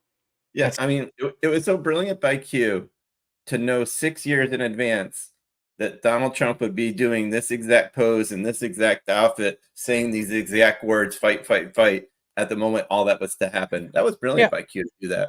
I'm pretty sure the dude has more than one suit and tie, too. Just going to guess that there's probably hundreds of ties he could choose from on any given day, but just happens to smack deltas with the same pose, come on. I got one I want to show you guys. Did you guys pick up on this? I don't get to watch every moment of your show because you guys go on. Man, what's wrong with you? Come on. Well, you go on sleep, so I have an hour drive to work, so I watch. The abs removed himself. He's like, I'm out of here. Well, tell me, did you guys see this one? Did you see the spying? It seems like a story that just came and went really quickly. Hold on. Election, the FBI discovering that Iranian actors stole digital material from the Trump campaign and attempted to give it to the Biden. Now, this is prior to the assassination stuff. It was the spying on the campaign. NBC's Ryan Nobles is in Washington with details on this. Ryan, what are you learning? Yeah, Hoda, good morning. It's just one of the many ways that the U.S. government believes that foreign adversaries are working to sow dissent in this current election. Now, we already knew that Iranian cyber criminals hacked into the Trump campaign and stole private material. But now we're learning that the FBI believes that that same group sent some of that information unsolicited to the then Biden campaign. The now Harris campaign says the emails were sent to staffers' personal accounts, and the recipients thought they were simply phishing emails. The FBI says there's currently no information indicating that anyone associated with the campaign actually responded to them. Now, former President Trump reacted to the news overnight, baselessly claiming that the Harris campaign was illegally spying on him. Meanwhile, the FBI also believes that Iranian hackers continue to make attempts to send that stolen material to U.S. media outlets. Again, just one of the many examples of hostile countries attempting to intervene in the upcoming election. Okay, that's enough. This is what blew my mind. 2 days removed Delta. Political spying, illegal, less than 1%. Have faith in humanity. That I don't know. That felt like a connection to me. Am I nuts, Joe? So when did that report happen? That happened 2 days prior to this. So that was 9/20, and then this drop was 9/23. So 2 days ahead of time? Correct. That's pretty dasting, man. Yeah. And I think too that something's going to come out of the spying stuff and this Russiagate stuff. There's a reason that Putin came out and said he prefers Kamala. So let's say that in the run up to the election, the polls start flipping heavy toward Trump and Vance. 65-35 Trump Vance, 70-30 Trump Vance. And everybody's like, holy shit, Trump's going to win this election. Then Kamala still somehow wins the election. And then it's them that had the Russian collusion and Russiagate going on, and it gets flipped right the fuck back on them. How glorious of an ending to this would that be? I mean, it would suck on election night and for a few days afterwards, but I truly believe if they steal this election this time, it's not going to stand this time. I don't think she'd make it to Inauguration Day. What are your thoughts on that, Stormy? Yeah, we had talked about that in chat. That was a possible scenario. I keep telling people to read all the November 2017 Qs because they all talk about these types of scenarios. So if you have some time, just read the November 2017 Qs, all of them, Okay, because a lot of them, I feel like that's where we're headed, and I don't think anything's going to be settled on November 5th. Probably not on November 6th. Probably not on November 7th. Probably won't be till the second or third week in November. But I think there's going to be some of this fog of war stuff going on, but I do feel like Trump administration too will swing into 2025. That there's just, for whatever reason, Q team likes to show more exposure to problems instead of just going forward with the swing. But I think that swing is all next year. Trump has talked about the 250th anniversary, and we're going to have this year-long celebration sometime starting next year. So I'm pretty confident all those things are headed into formation. I don't think everyday patriots are going to stand for another stolen going into years of like a Harris or Hillary situation. I just don't think people will stand for it. I just think, and I think white hats know that people won't stand for it this time. Yeah, I'm very much with Joe there. I mean, we talked about the overt messaging we've been getting specifically over the past month. We talked about at the top of the show with Flynn coming on Eye of the Storm. You got Michael Saylor going on Rug Pull Radio tonight. That, for the Bitcoin stuff, Saylor going on Rug Pull is the equivalent of Flynn coming on Eye of the Storm. It's huge. It's absolutely huge. So do we think that all these people are doing this right now out of happenstance or coincidence, from Trump buying Bitcoin to Saylor going on Rug Pull to Flynn coming on Eye of the Storm to things like some of the follows I've gotten on Twitter that I was talking about earlier? I mean, no, it's because I firmly believe we're about to enter some pretty heavy exposure, and I think they're setting the stage for that. It's I honestly don't think it's going to be long till Elon starts talking about Q, dude. Can you imagine when Elon, if he does start tweeting about Q, just imagine Elon drops a Q drop and he's like, what's this about? Who wants to explain this to me? And we know he already knows what the fuck it is, but I just think that's where we're heading, man. I think Joe is absolutely on the money. I'm fully prepared for them to steal the election. It's either going to be that or it's going to be 2016 completely clean election and they get their doors blown off. But that doesn't expose election fraud. And it doesn't leave a means to expose it after the fact without seeming like a dictator or totalitarian. So got to have something as the lead in, man. I really think they're going to steal it. And I'm with Joe. I don't think people are going to stand for it this time, man, especially if the polls going into it are swayed heavily toward Trump and Vance. And then we see another overnight bump in the voting numbers. Man, people aren't going to take that shit. I agree with you 100%, actually. There's a topic I wanted to touch on before we figure out how to wrap this thing up today. And that's what's going on with the mayor of New York. Do you guys think that this is an exposure op? Because many, many, many people, I am on the exposure outside of this, but many people are saying he went against the deep state. He criticized the border. So he is getting attacked by the left. Of course, they're trying to oust him because he went against their narrative. I think it's an exposure op. What do you guys think? I think it's an exposure op. Joe? So that's exactly what you would do if you were trying to expose. You would make it seem like he ruffled all the deep state's feathers. Okay, so that's exactly what he did. So I grabbed the tape of it. It's Fox News talking that Rudy Giuliani is saying, hey, give this guy some space and let it play out. Why would Rudy be rushing to make those types of comments? If you're in the mindset, like I think the three of us are, that everything with Diddy has already been kind of like years in advance been handled, why would you be giving him the key to the city and doing all these like photos with him? It just, to me, it just all seems like just orchestrated. And he was so he just happens to speak out against the border. He just happens to speak out about different types of things, and then all these pieces start crumbling around him. Just when you get to the level of how much control that I believe we're in, those things just don't happen. like accidentally, Daisy. So I'm not one that thinks that this guy is rolling around with P. Diddy without it being a purpose for exposure. I agree with you.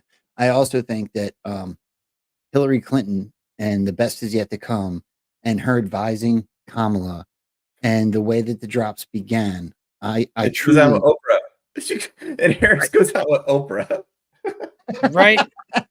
I truly believe that I've prayed on this. I've literally meditated and prayed on this. I think that the story wraps, as far as the show is concerned, by it coming full circle. 3, 2, 1, 0. Hillary Clinton gets arrested. And there would be no need to confirm Q, because Q would be confirmed. Yeah, you're absolutely right, man. Absolutely right. And I want to backtrack a second, give some credit where it's due. I'm pretty sure in our chat it was Rev or Kim. Joe, maybe you can correct me. It was Rev or Kim that had the thought of, hey, what if the Russiagate thing gets turned right on its head against them? So I want to give the proper hat tip to those folks. I'm pretty sure it was Rev that said that. So proper hat tip to him. There's something else I wanted to bring up to you guys too, if you're okay with moving on, Rambo. Yeah, sure. But Rambo, you and I have talked about the Stephen Baldwin stuff before. Me and Stormy have talked about it. I firmly believe the dude's throwing comms, especially after you realize that his daughter is married to Justin Bieber, and you have to know that Stephen Baldwin probably knows what was done to Justin Bieber. So yesterday he posts this one. Let's play this real quick.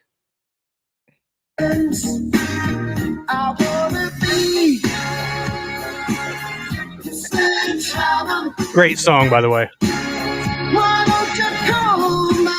Say goodbye to YouTube.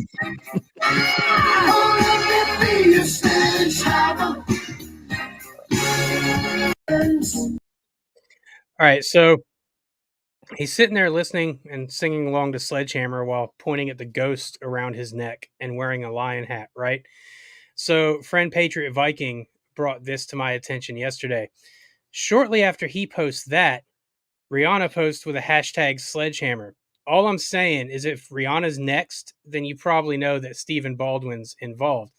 Well, he had another one that he put out today. Give me 1 second to get to it, man. And it further just kind of makes me double down. This dude is not just slinging comms, but he is absolutely trolling the shit out of these people. Let me share this tab.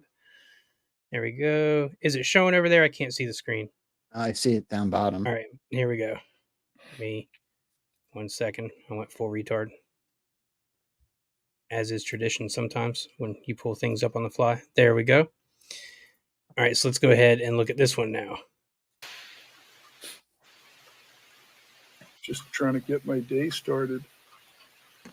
And I'm just reading up on some of the more important news topics, and I had to stop and giggle for a couple of seconds because it's just so incredible how important Hollywood thinks it is. How important Hollywood believes that it is. It's just freaking wild. I mean, so now I got to pose the same question you always pose, Rambo. Am I crazy, or is this dude throwing comms and trolling his nuts off right now? Look, one of my favorite drops right now is one leads to another, leads to another, leads to another. P. Diddy encapsulates that, right? The amount of people that are associated with this exposure op is absurd. And you're talking about his kid is married to Bieber. Right. There's no way he isn't aware of FBI investigations and interviews. There's no way he isn't. He is. So it reminds me of Cat Williams, where they sound prophetic, but it's because they're aware of the investigations that are going on. There's no way they aren't. So Ghost in the Machine, what did he say? The Great Disruptor. He did a post about the Great Disruption. Well, so did Donald Trump. oh, did I disrupt? And in my second term, which we're sort of having now, right? Yeah. Yes. Yeah, this is brilliant. It's brilliant. I don't think they're prophetic at all. I think the comms are comms because they're aware that there are investigations going on. Donald Trump also told us they are the ones that are really under investigation. And then he moved right on as he does. It was brilliant. I was wrong again. I was wrong again. It was Stormy that had the Russia gate stealing the election take. My fault, Stormy. I see a lot of messages every day, man. It's not personal. I feel bad. Go cry now. Your own partner, Joe. What are you gonna do? You gonna let him treat you like that, bro? No. It's crazy. Let me say thank yous real quick. Braves Piano with a cookie over there on pill.net. Thank you very, very much for your support. I've been seeing that for a while, but we've been stuck in conversation. I was not ignoring you. It means somebody rated. Oh, cool. That's really cool. Media Rising. Love those guys. Showing up. So thank you guys for the raid. Thank you guys for coming over on pill.net. The thumbs up are doing really good. We're almost at 300, but there's over 1,200 people in here right now. If you guys could, it means the absolute world to get on that leaderboard. I am not too good to ask, as that is absolutely the goal for a show as new as mine, a platform as new as mine, and guests that are as amazing as I have been blessed to have on the show. I think they deserve, as well as the show deserves, to be on that leaderboard. So please continue to hit that thumbs up. It means that is by far the most important thing to me. I love the sponsors. I love the guests. I love the show, but the conversations need to have as many people watching as possible. It means everything to me. So thank you guys all for hitting that thumbs up, and I'm watching it go right up. Thank you guys. You're the best. Do you guys have anything else? Because I have a few fun things that I want to do just kind of to round the show out. But if you have more you want to talk about first, I have no real time restriction right now. No, let's have some fun, man. I'm always down for some fun. I'm stuck in nothing but thunderstorms all day, which will soon be smacking Joe upside the head. So I don't really think I have any plans. They even closed our damn dojo tonight, man. So I can't do jujitsu tonight. Kind of low key annoyed. Like, look, I'm an adult. If I want to brave a storm and possibly brave some flooded out roads to go practice some jujitsu, I should be allowed to make that decision. There, I'm done bitching about it now. I forgot Stormy sent me this before the show. This is a real headline. Eye of the storm. Airports and colleges closed in Florida as potential Cat 4 hurricane Helene expected to wreak unprecedented damage. That is one heck of a headline, isn't it? I just saw the latest update is like a 20-foot storm surge for folks in the Big Bend of Florida. That is absolutely insane. That's and my friend Melissa, Connecting Anon, who let's all send some thoughts and prayers at her because she's in Panama City, like right in the path of this thing. And Joe's in the path too. So make sure you guys are sending up some extra prayers and whatnot for him as well as a couple of our other Badlands friends out there, and many more watching. But she had shared footage with me in DM of her heading home from work yesterday. And there's about a mile-long line of ambulances heading into Pensacola to pre-stage. And she was saying, I've lived down here my whole life. I've certainly seen the power trucks pre-staged and some fire trucks and stuff. But she's like, this is insane. I've never seen ambulances and power trucks staged up like this. And she said to me, it's almost like they know something about this storm. They're not telling people. So I'm just going to urge people to be cautious. You guys down there know hurricanes way better than I do, obviously, but just be cautious. Don't try to be that brave asshole right on the shoreline that says, hey, 20-foot storm surge, I can withstand this. And, you probably can't. So just be smart, man. I don't know what's going to happen with this thing, but I don't know how many of you folks out there believe in weather modification and the like, but this one kind of came out of nowhere. It's exploded. It's basically taking up the entire Southeast. It just seems really, really, really weird. Joe, in all your years in Florida, have you seen preparation for a hurricane like this or one explode so quickly and kind of do what this one is doing, man? This one, I followed them all, and this one seems to be kind of lighting up in a peculiar way. So don't know why we would do that or what it's going to happen. We'll just have to see. Okay. So here's the fun stuff. Let me just preempt this for everybody out there. I like to show old clips because first and foremost, not everybody's seen them. And the reason I'm playing this is because David Becker himself, that sponsor I showed earlier, had not seen a couple of these clips. So I realized that not everything I post, everybody sees, right? That goes for everybody. So I have 4 clips here I want to play and just get your guys' reactions. Just have some conversation about them. So the first one is current. I found this to be really interesting. This is Donald Trump just recently. This about Russia. Under Bush, they took a lot.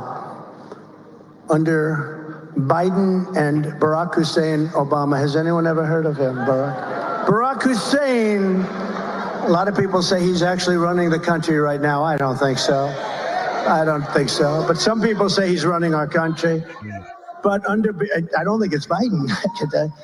Under Barack Hussein Obama, they took a lot, right? Under Biden, they're taking everything.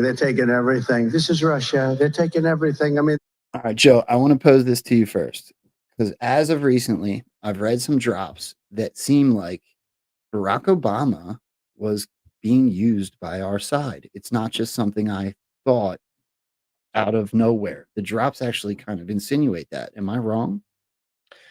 I personally haven't made that connection. I know you've said that a couple times. But what I just took away from that was he just told you he's in charge. He just told you Biden's not in charge and Obama's not in charge. He just told you that he's in charge. Yeah. Yep. What I took from that was the emphasis on Hussein, and he did that rally shortly before Eric Adams' news broke, and we saw from Sperry today, as I mentioned, the Muslim Brotherhood tie in there, the Iran narrative being pushed up, Muslim Brotherhood tie in there, Muslim Brotherhood all over the Clinton Global Initiative, all over Obama. If Obama was being used to set things up for us, it was not of his own volition. It was because he was power armed into doing that and saying, you do this now or your whole family's riding the fucking lightning, dude. So I, you know me, I'm as open-minded and non-dismissive toward things as almost anybody. So I won't completely dismiss that. But my take, if he was being controlled or doing things that helped us, it was 100% of our volition, our power, our control. Nothing that he said, hey, I've decided I'm going to be this fucking Constitution waving white hat. I want to help this country. No, he was put in that position to do that, if anything else. And I'd love to go to the Butler rally if I was a little bit closer to Pennsylvania, man. It's just kind of a hike. I'm close. I just don't know if I can convince Kim. I'm already going to the Reawaken America tour, and I'm going to GART. I'm pretty sure I'd be grounded if I tried to go to another event. I think I'll probably see you at both of those too, man. It's the Reawaken in Selma, right? North Carolina. North Carolina, yeah. I'm pretty sure I'm going to be at that one, and I'm going to be at GART, so I'll get to see you at both of those. And nice. Is your wife coming to both? Yes, she is. Oh, yeah, that's awesome. I just ordered a really cool jersey. I was like, I want something fun to wear, right? Like I got tons of patriotic shirts, but I ordered a jersey that it's a number 17. It's camo football jersey, number 17, Team Trump, and it's got Rambo on the back. I don't know if I'll wear it because nobody wants to walk around with their own name on themselves, but the jersey just seems so cool, so I bought it. Yeah, but it's not your real name, so you can do it. I'd walk around wearing Absolute Truth shit all day. That's not my real name. Okay. All right. These next two clips go hand in hand. And I'm sure most of you have seen them, but I bet not all of you have seen them. This is a hat tip to David Becker, because David had not seen them. So when I bring up old clips like this, Joe, Abs, the reason I do it is because I find it very interesting that no one ever asked the question. No mainstream media, talk show host, talking head, nobody acknowledges that these things happen. And this one's really in your face. Do you guys remember the 111th annual gala where Gavin Wax, the president of the Young Republicans Club, introduced Donald Trump? So it happened 3 times at this event. I'll show 2 out of You said it was the 111th gala? 111th Wow. annual gala. And they gave Donald Trump the Ronald Reagan Award, I think it was. Okay. So listen to this one, and then I'll show another one. Ladies and gentlemen, please give a huge, warm New York Christmas welcome to the 45th, 46th, and 47th President of the United States of America, President Donald J. Trump!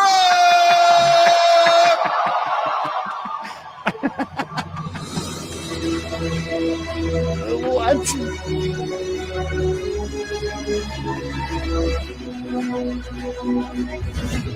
What? Now look, Trump just walks in like they didn't say anything funny.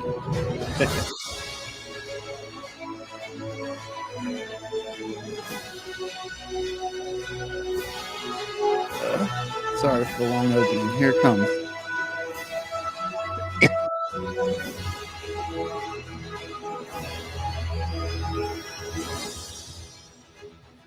So this was when it, there he is. So this is when he first walked in. It was a dinner. It was a long event. Okay. It was literally like a 9-hour event. And this was when he got there to sit down for dinner. Now, Donald Trump walks into that introduction, 45th, 46th, and 47th president of the United States. Then they had speakers all day long. At some point in the middle, he was introduced the same way. I don't have that one, but I do have the third one. Gavin Wax is the president of the Young Republicans Club. Actually, I'm trying to reach out to him now. I'm hoping to interview this guy.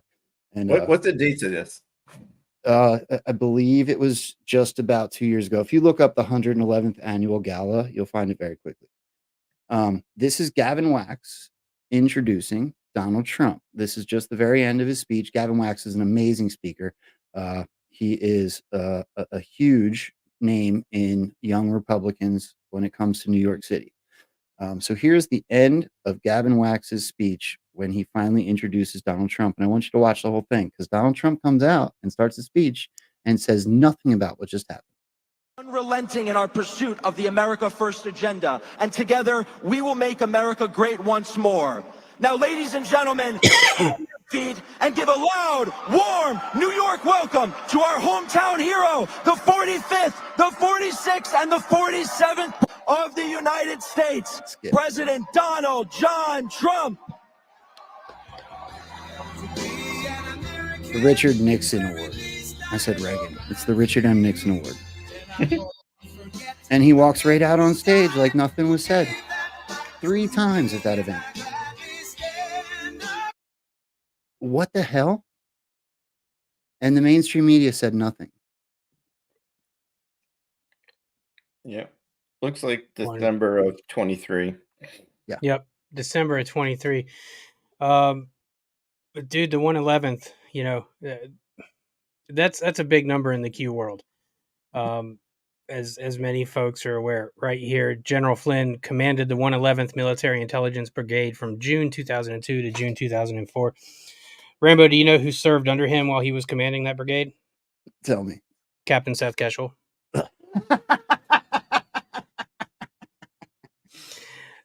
So to move on, let's just, and I'm not necessarily saying that this is connected, but you know, we're just talking about the Muslim Brotherhood and all of that. Drop 111 talks all about the Muslim Brotherhood, Iran, Saudi Arabia. Stuff's been in works for a while, friends. This exposure campaign has been in the works for a while.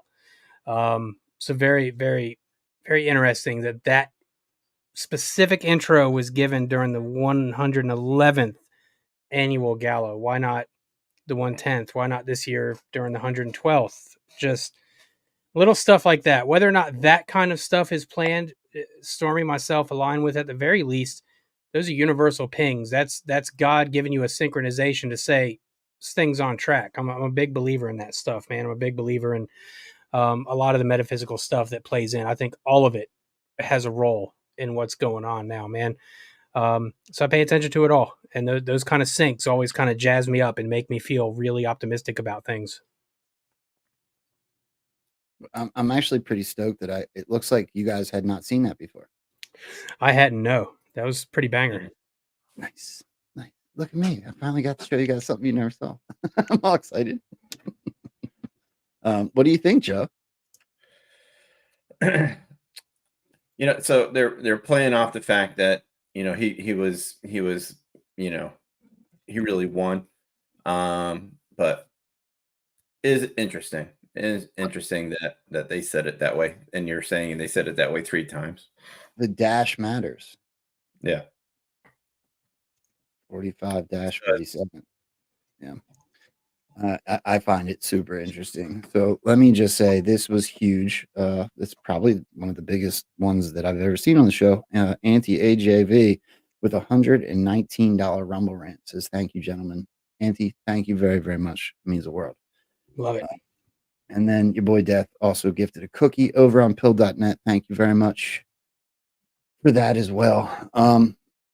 Well, I wanted to do this one last because I do think it's very hopeful. It's something that Trump just said this week. This was in Georgia, so it was a couple days ago.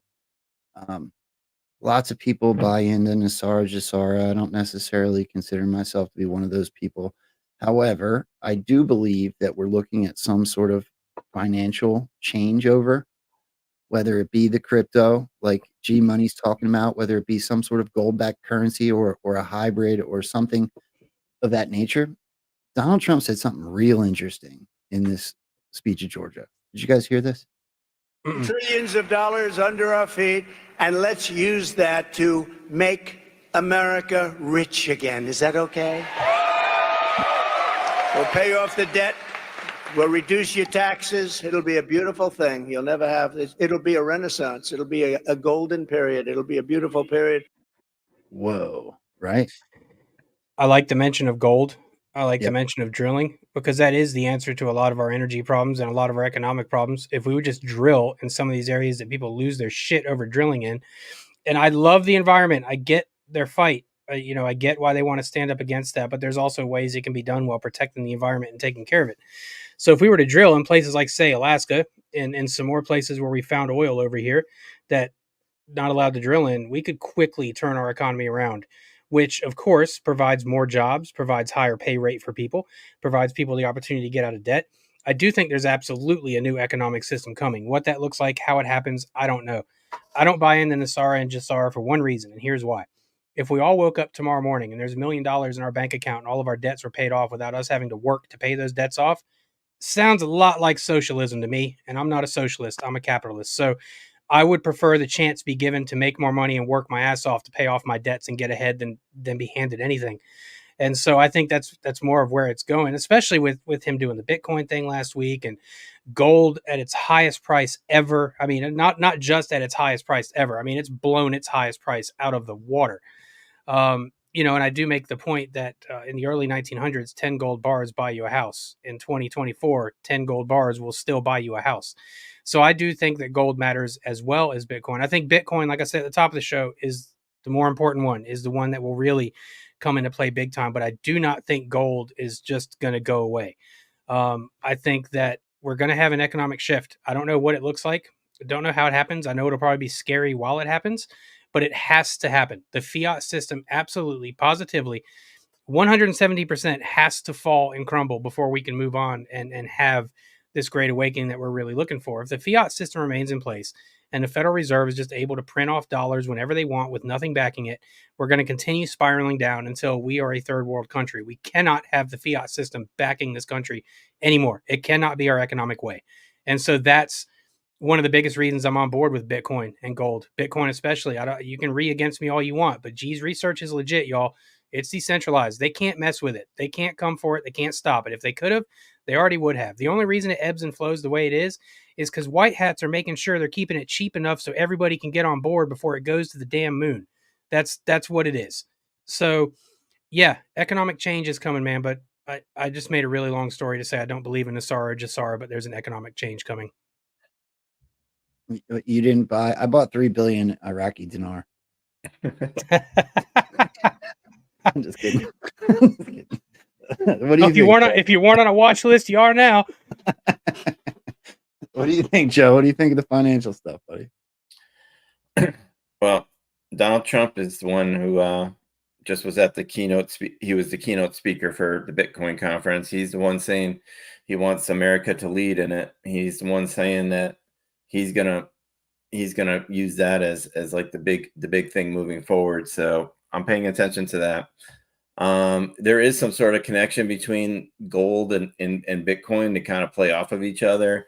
And I don't think like, that the dollar is just going to disappear. And I don't think the Fed actually is going to just disappear. I just think this is like, driving a big a big ship, you just don't just throw it in reverse. That there is like a slow turn of the ship. But in the future, we probably will just be a digital currency based world. There's no reason to be slinging around paper and coins and all this stuff. That's my take. So I'm following it. Been waiting for Trump to make that swing to be Orange Man good, and he's officially made that swing. So that's why I positioned that question to Flynn. And Flynn actually posted, and I when I wrote my Substack about my takeaways from the Flynn interview, I included his tweet from 2015. His tweet in 2015 was like, "This is the wave of the future, Bitcoin." You know what the price of Bitcoin was when he made that tweet? $236. Whoa. You know what the price of Bitcoin is now? Like $63,000. So in my Substack, I wrote, I only wish I would have jumped into Bitcoin when Flynn pointed to it in 2015. So, he kind of sidetracked away from it for probably obvious reasons. So did Donald Trump. Donald Trump was like, oh, I'm not really down with it. But now Trump is. And we asked Flynn about it, and he gave pretty much like a neutral answer. So yeah, I just think that's the wave of the future. That's what I think. But yeah.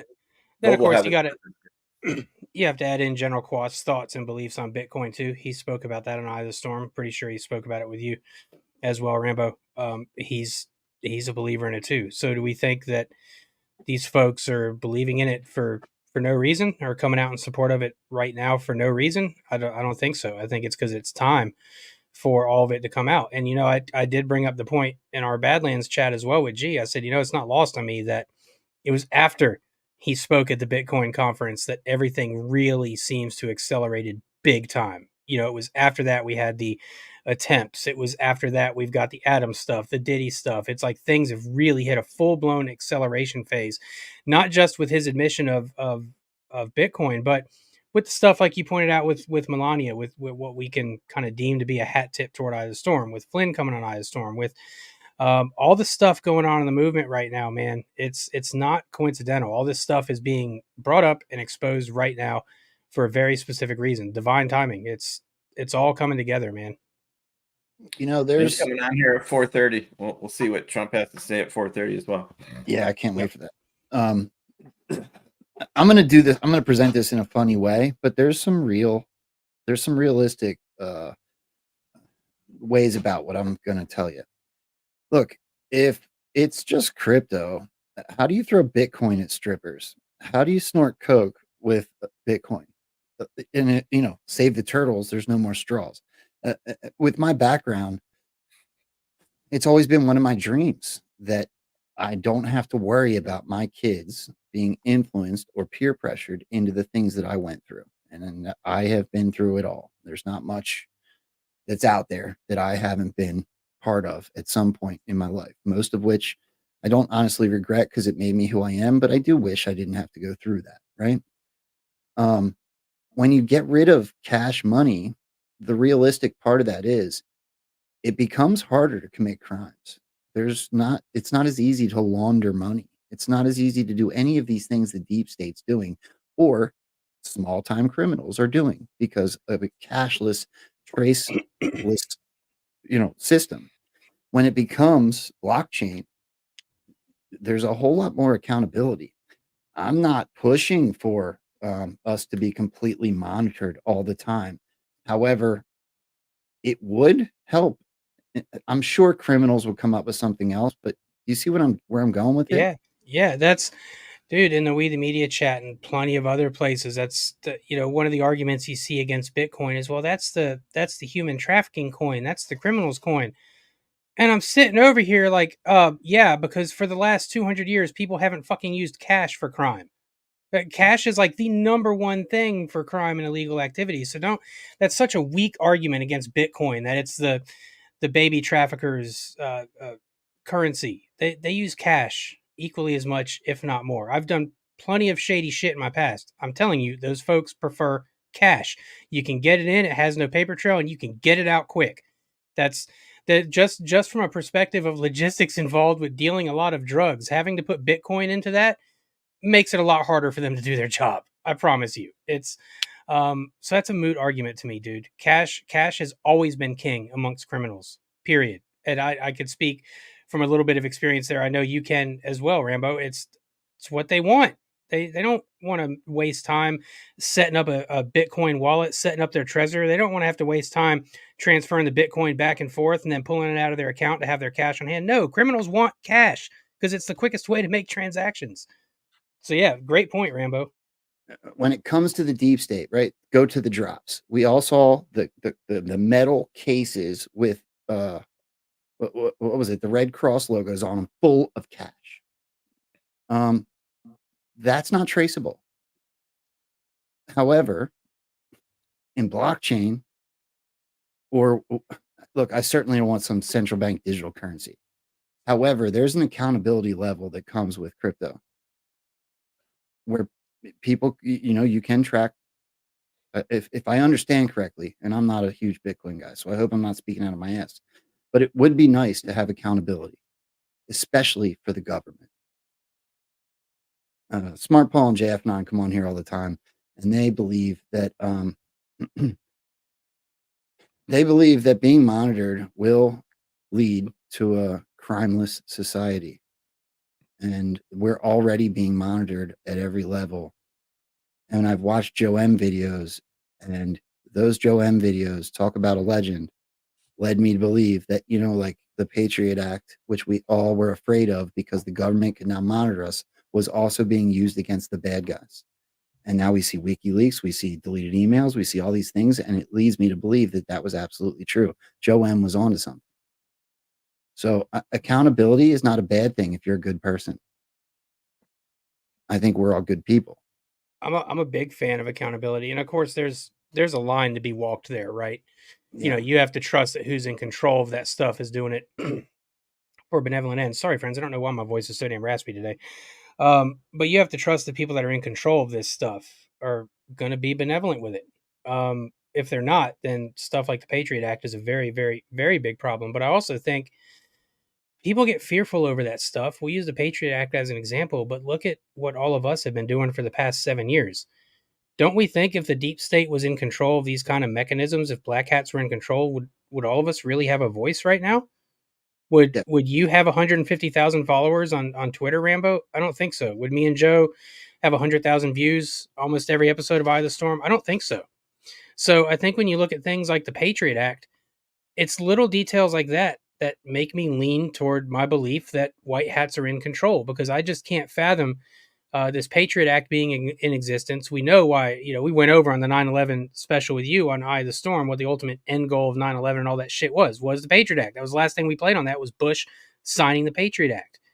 But if those same bad folks were still in control of it, how come so many of us still have voices that have relatively been left alone? I know a bunch of us have had to deal with shit in terms of banning, censorship, whatever. But right now, when it's most important, about a month and a half away from the election, we all have a voice. We all have pretty strong presences. We all, have shows. I got to align with you, Rambo. I don't necessarily know that all those things are bad. Now, when you're talking about a society devoid of crime, that would be ideal. But when you're also talking about in terms of a spiritual war, how would we really know when evil is vanquished from this planet? And I don't know that we would ever do away with crime until evil's gone from this plane. And if you're a Bible reading Christian, that doesn't happen until Jesus actually returns, which could be quite a while off. So I think that, dude, if honesty and transparency were delivered to the public writ large, and I think that if mental issues were adequately handled and doctors actually tried to cure problems instead of persist them, I think that if a lot of these things with our government were fixed, you would see crime drop off so huge. It would not be funny. It wouldn't be a crimeless society, but it would be a pretty peaceful society, because you got to think a lot of these crimes that are committed, these people are committing them because of the positions they've been put into, the drugs they've been fed, the things they've been made to see or do. PTSD, these evil assholes figured out a way to use PTSD against the public all at once and get them to kind of be emotional and do things without thinking. So I think we take care of that at the top and it trickles down. We will see a drop in crime. But But we're at that precipice, dude. Everything could change. We seriously have the power in our hands. I don't mean me, you, and Stormy. I mean the movement. Fight for your rights. Do it. We can win this country back, man. There's a very, very, very fine line between tyrannical government control, where if you say the wrong thing or vote the wrong way or do something the government doesn't like, where they can stop you from being able to buy bread, right? Central bank digital currency. And the other side of that very fine line where people are held accountable for their freedoms. I think that is a scary thought because the line is so fine. But, and I'm not necessarily saying that I believe 100% in JF Non and Smart Paul's take, but it's super intriguing. It is intriguing for sure. I respect the idea. I think those guys are a little bit further outside the matrix than most. I don't always know if that's a good thing or a bad thing. I love those dudes. Yeah, no, look, I love them too, and I don't even necessarily agree with everything they say. I don't always agree with everything Stormy says, but that's how we find the truth. You talk about your different opinions, beliefs, theories. You put them on the table. You weed them out. You see what has weight and what doesn't. That's how you do it. Super interesting. You have anything you want to add, Stormy? I got one more thing I want to show, and then we're gonna. Yeah, let's just get on to the next thing. Well, this is you guys tell me. Okay. So Trump truths this morning, 9:46 a.m. Right? Comrade Kamala Harris just put an ad saying that IVF was banned in certain areas because of me. That is another lie. Just like her working at McDonald's was a lie. I have been totally supportive of IVF right from the beginning, and so has the Republican Party. And the drop coordinated with that timestamp just says boom, boom, boom. I think that could be a coincidence, or I think that it's not really a big reach to think there's a whole lot coming down the lane right now. So I thought it was a cool connection. That's all. What do you think, Joe? Yeah, I saw that out there in the wild. So what's the three booms exactly? I'm not sure. I don't know. I thought it might be prophetic. I thought with what's happening right now, I don't think it's crazy. That it could be anything. It could be P. Diddy. It could be any of the stuff coming. I'm not sure. I just thought it was a boom, boom, boom's an easy one to just put up there because with everything that's happening, there's nothing but booms at this point. You know what I mean? Absolutely. It's definitely the comms are everywhere right now, man. It's almost like a pick and choose of the comms you want to see. And Paul Sperry, I'm about to pull this up, man. Paul Sperry just tweeted this too. According to this unsealed indictment, the biggest city in America and the most important city in the world is run by a completely corrupted and compromised agent of the radical Muslim Brotherhood-controlled regime of Turkey. Beyond scandalous, this is treasonous. Buckle up, folks. The Muslim Brotherhood and their infiltration into our governments has entered the chat. That is not an accident. It's exposure time. And of course, it's coming out of New York and the SDNY. If only there was some anonymous entity online that had told us about these things years ahead of time. I'm telling you, it's look, one of the first things me and Joe immediately got annoyed with when Diddy got popped was a bunch of people rolling around with the take that it was a deep state distraction, that the deep state's just distracting. No, it's not a distraction. Watch how this show unfolds. Don't you all think it's funny Jay-Z has been conspicuously silent? You know, some of these bigger hip hop stars have zipped it up. There's a reason for that, because usually when this shit's going down and there's ongoing investigations, your lawyer is going to come to you and say, dude, shut the fuck up. Don't say a single word right now. Not publicly, not on your Twitter, not in any interviews. Don't do it. It's not new, Abs. Oprah hasn't posted in 2 years. Ellen hasn't posted in a year and a half. You can go right down the line. Tom Hanks hasn't posted since 2020. All of these people that we believe are part of these lists have either stopped posting or just recently locked out and deleted their accounts. Right. Because the thing is, all those and they all accounts look are just different. Yeah, they all look different. Even Trump pointed toward that. And it's like, it would be one thing if these accounts you just mentioned hardly ever posted, but literally every account you just mentioned was really active on Twitter. And then all of a sudden, nope. Millions of followers. Millions. I wouldn't just stop posting on my social media without some sort of announcement why or what was going on, especially if I had 1 million followers. Are you kidding me? Right. No, that's that's weird. Weird. And you're right, they all do look different, which makes me question Pompeo. I'm just saying. Pompeo looks like 1/3 of the person he used to be. I'm half the man I used to be. Right. All right. Well, Stormy Patriot Joe, do you want to promote your social media and your Substack and anywhere else they can find you? Eye of the Storm. Yeah, I'm on this Eye of the Storm show with this this other character, this Paul. That dude's a real douche. We go on. We'll be on tomorrow, 9 p.m. one way or another. Paul and I might be with some battery backups in some sort of like mobile station somehow, but we'll get it done somehow. Yeah. I got some friends that have super generators, so find a way. We'll find a way to get that thing on tomorrow, 9 p.m. Then we started this new one on Sundays, and a big part of that one is what we call putting on the armor. It's a faith-based segment. It's been real popular, so that's been cool. And then Tuesdays are long format, and we've been doing some interviews on Tuesdays. And Abs mentioned we got Seth coming on the 8th, and some other ones after that. So look for that. But yeah, is my big thing for me personally, is my personal Substack. My whole decision to cut loose and try to go independent journalist full time is really heavily weighted on the success of that. So if anybody wants to help support Stormy, that's a great way to do it. Well, Stormy, continue to send them to me as soon as you release them, and I'll continue to share them out. It's one of my ways I want to continue to say thank you for coming on here with me. It means the world to me. So, Abs, what do you got, buddy? Well, like Stormy said, you can catch us tomorrow night, 9:00 for Eye of the Storm. We might be doing this number, but we'll be there. We'll be there. But yeah, aside from that, you can catch me tomorrow morning at noon as well with Jay Triet for I Dig Music. I think we're going to do favorite/best guitarist tomorrow, so it should be a fun episode. Culture Change Sunday night, then another episode of Eye of the Storm. So busy. I got another Q for Dummies coming out this weekend as well. I'm actually going to hop off here and go work on that when we get done. So you guys can find us all over the place, man. Just check our social medias and check Badlands Media. It's not hard to find Joe or myself rolling around the movement these days. What's an example of a favorite guitarist of yours? David Gilmour is probably my favorite guitarist of all time. Mark Knopfler, Eric Clapton, Stevie Ray Vaughan, Zach Wilde. I could keep going if you want me to. It's going to be really hard to pare it down to like 5 to 10 guitarists because can't really say who was the best. It's all personal opinion, but those are some of my favorites. And that's even with knowing David Gilmour's political stances. I really separate the two because the guy is arguably the most incredible lead guitarist that ever lived in terms of not flashiness, but David Gilmour will rip your soul out with some of the notes he plays, especially Comfortably Numb. So it's going to be a fun conversation, man. I think I saw just about everybody on that list.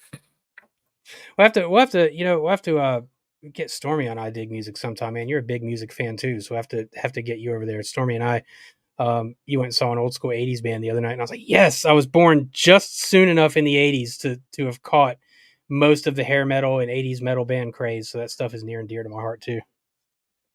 Do you guys know Guitar Now? Yeah, he's a trip. He's hilarious. Favorite, bro. His relentless trolling of the Authority for months is one of my favorite things I've ever seen on X. Seriously. Watch this. So I don't know if I'm supposed to do this or not. Let me think. I don't care. I'm gonna play it. Look, I love him. I think he's awesome. And we just found out that he actually plays guitar. So listen to this.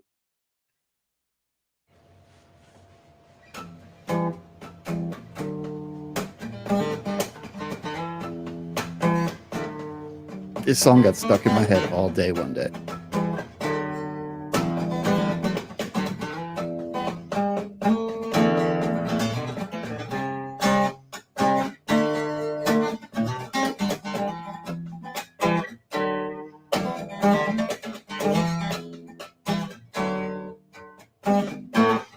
Some might think I'm Assassination Street. Some think I'm Mike Flynn Jr. Some even think I'm Ben and Sam, but I'm not any of them. I'm guitaring on. I'm fucking guitaring on. Nobody kills me. myself.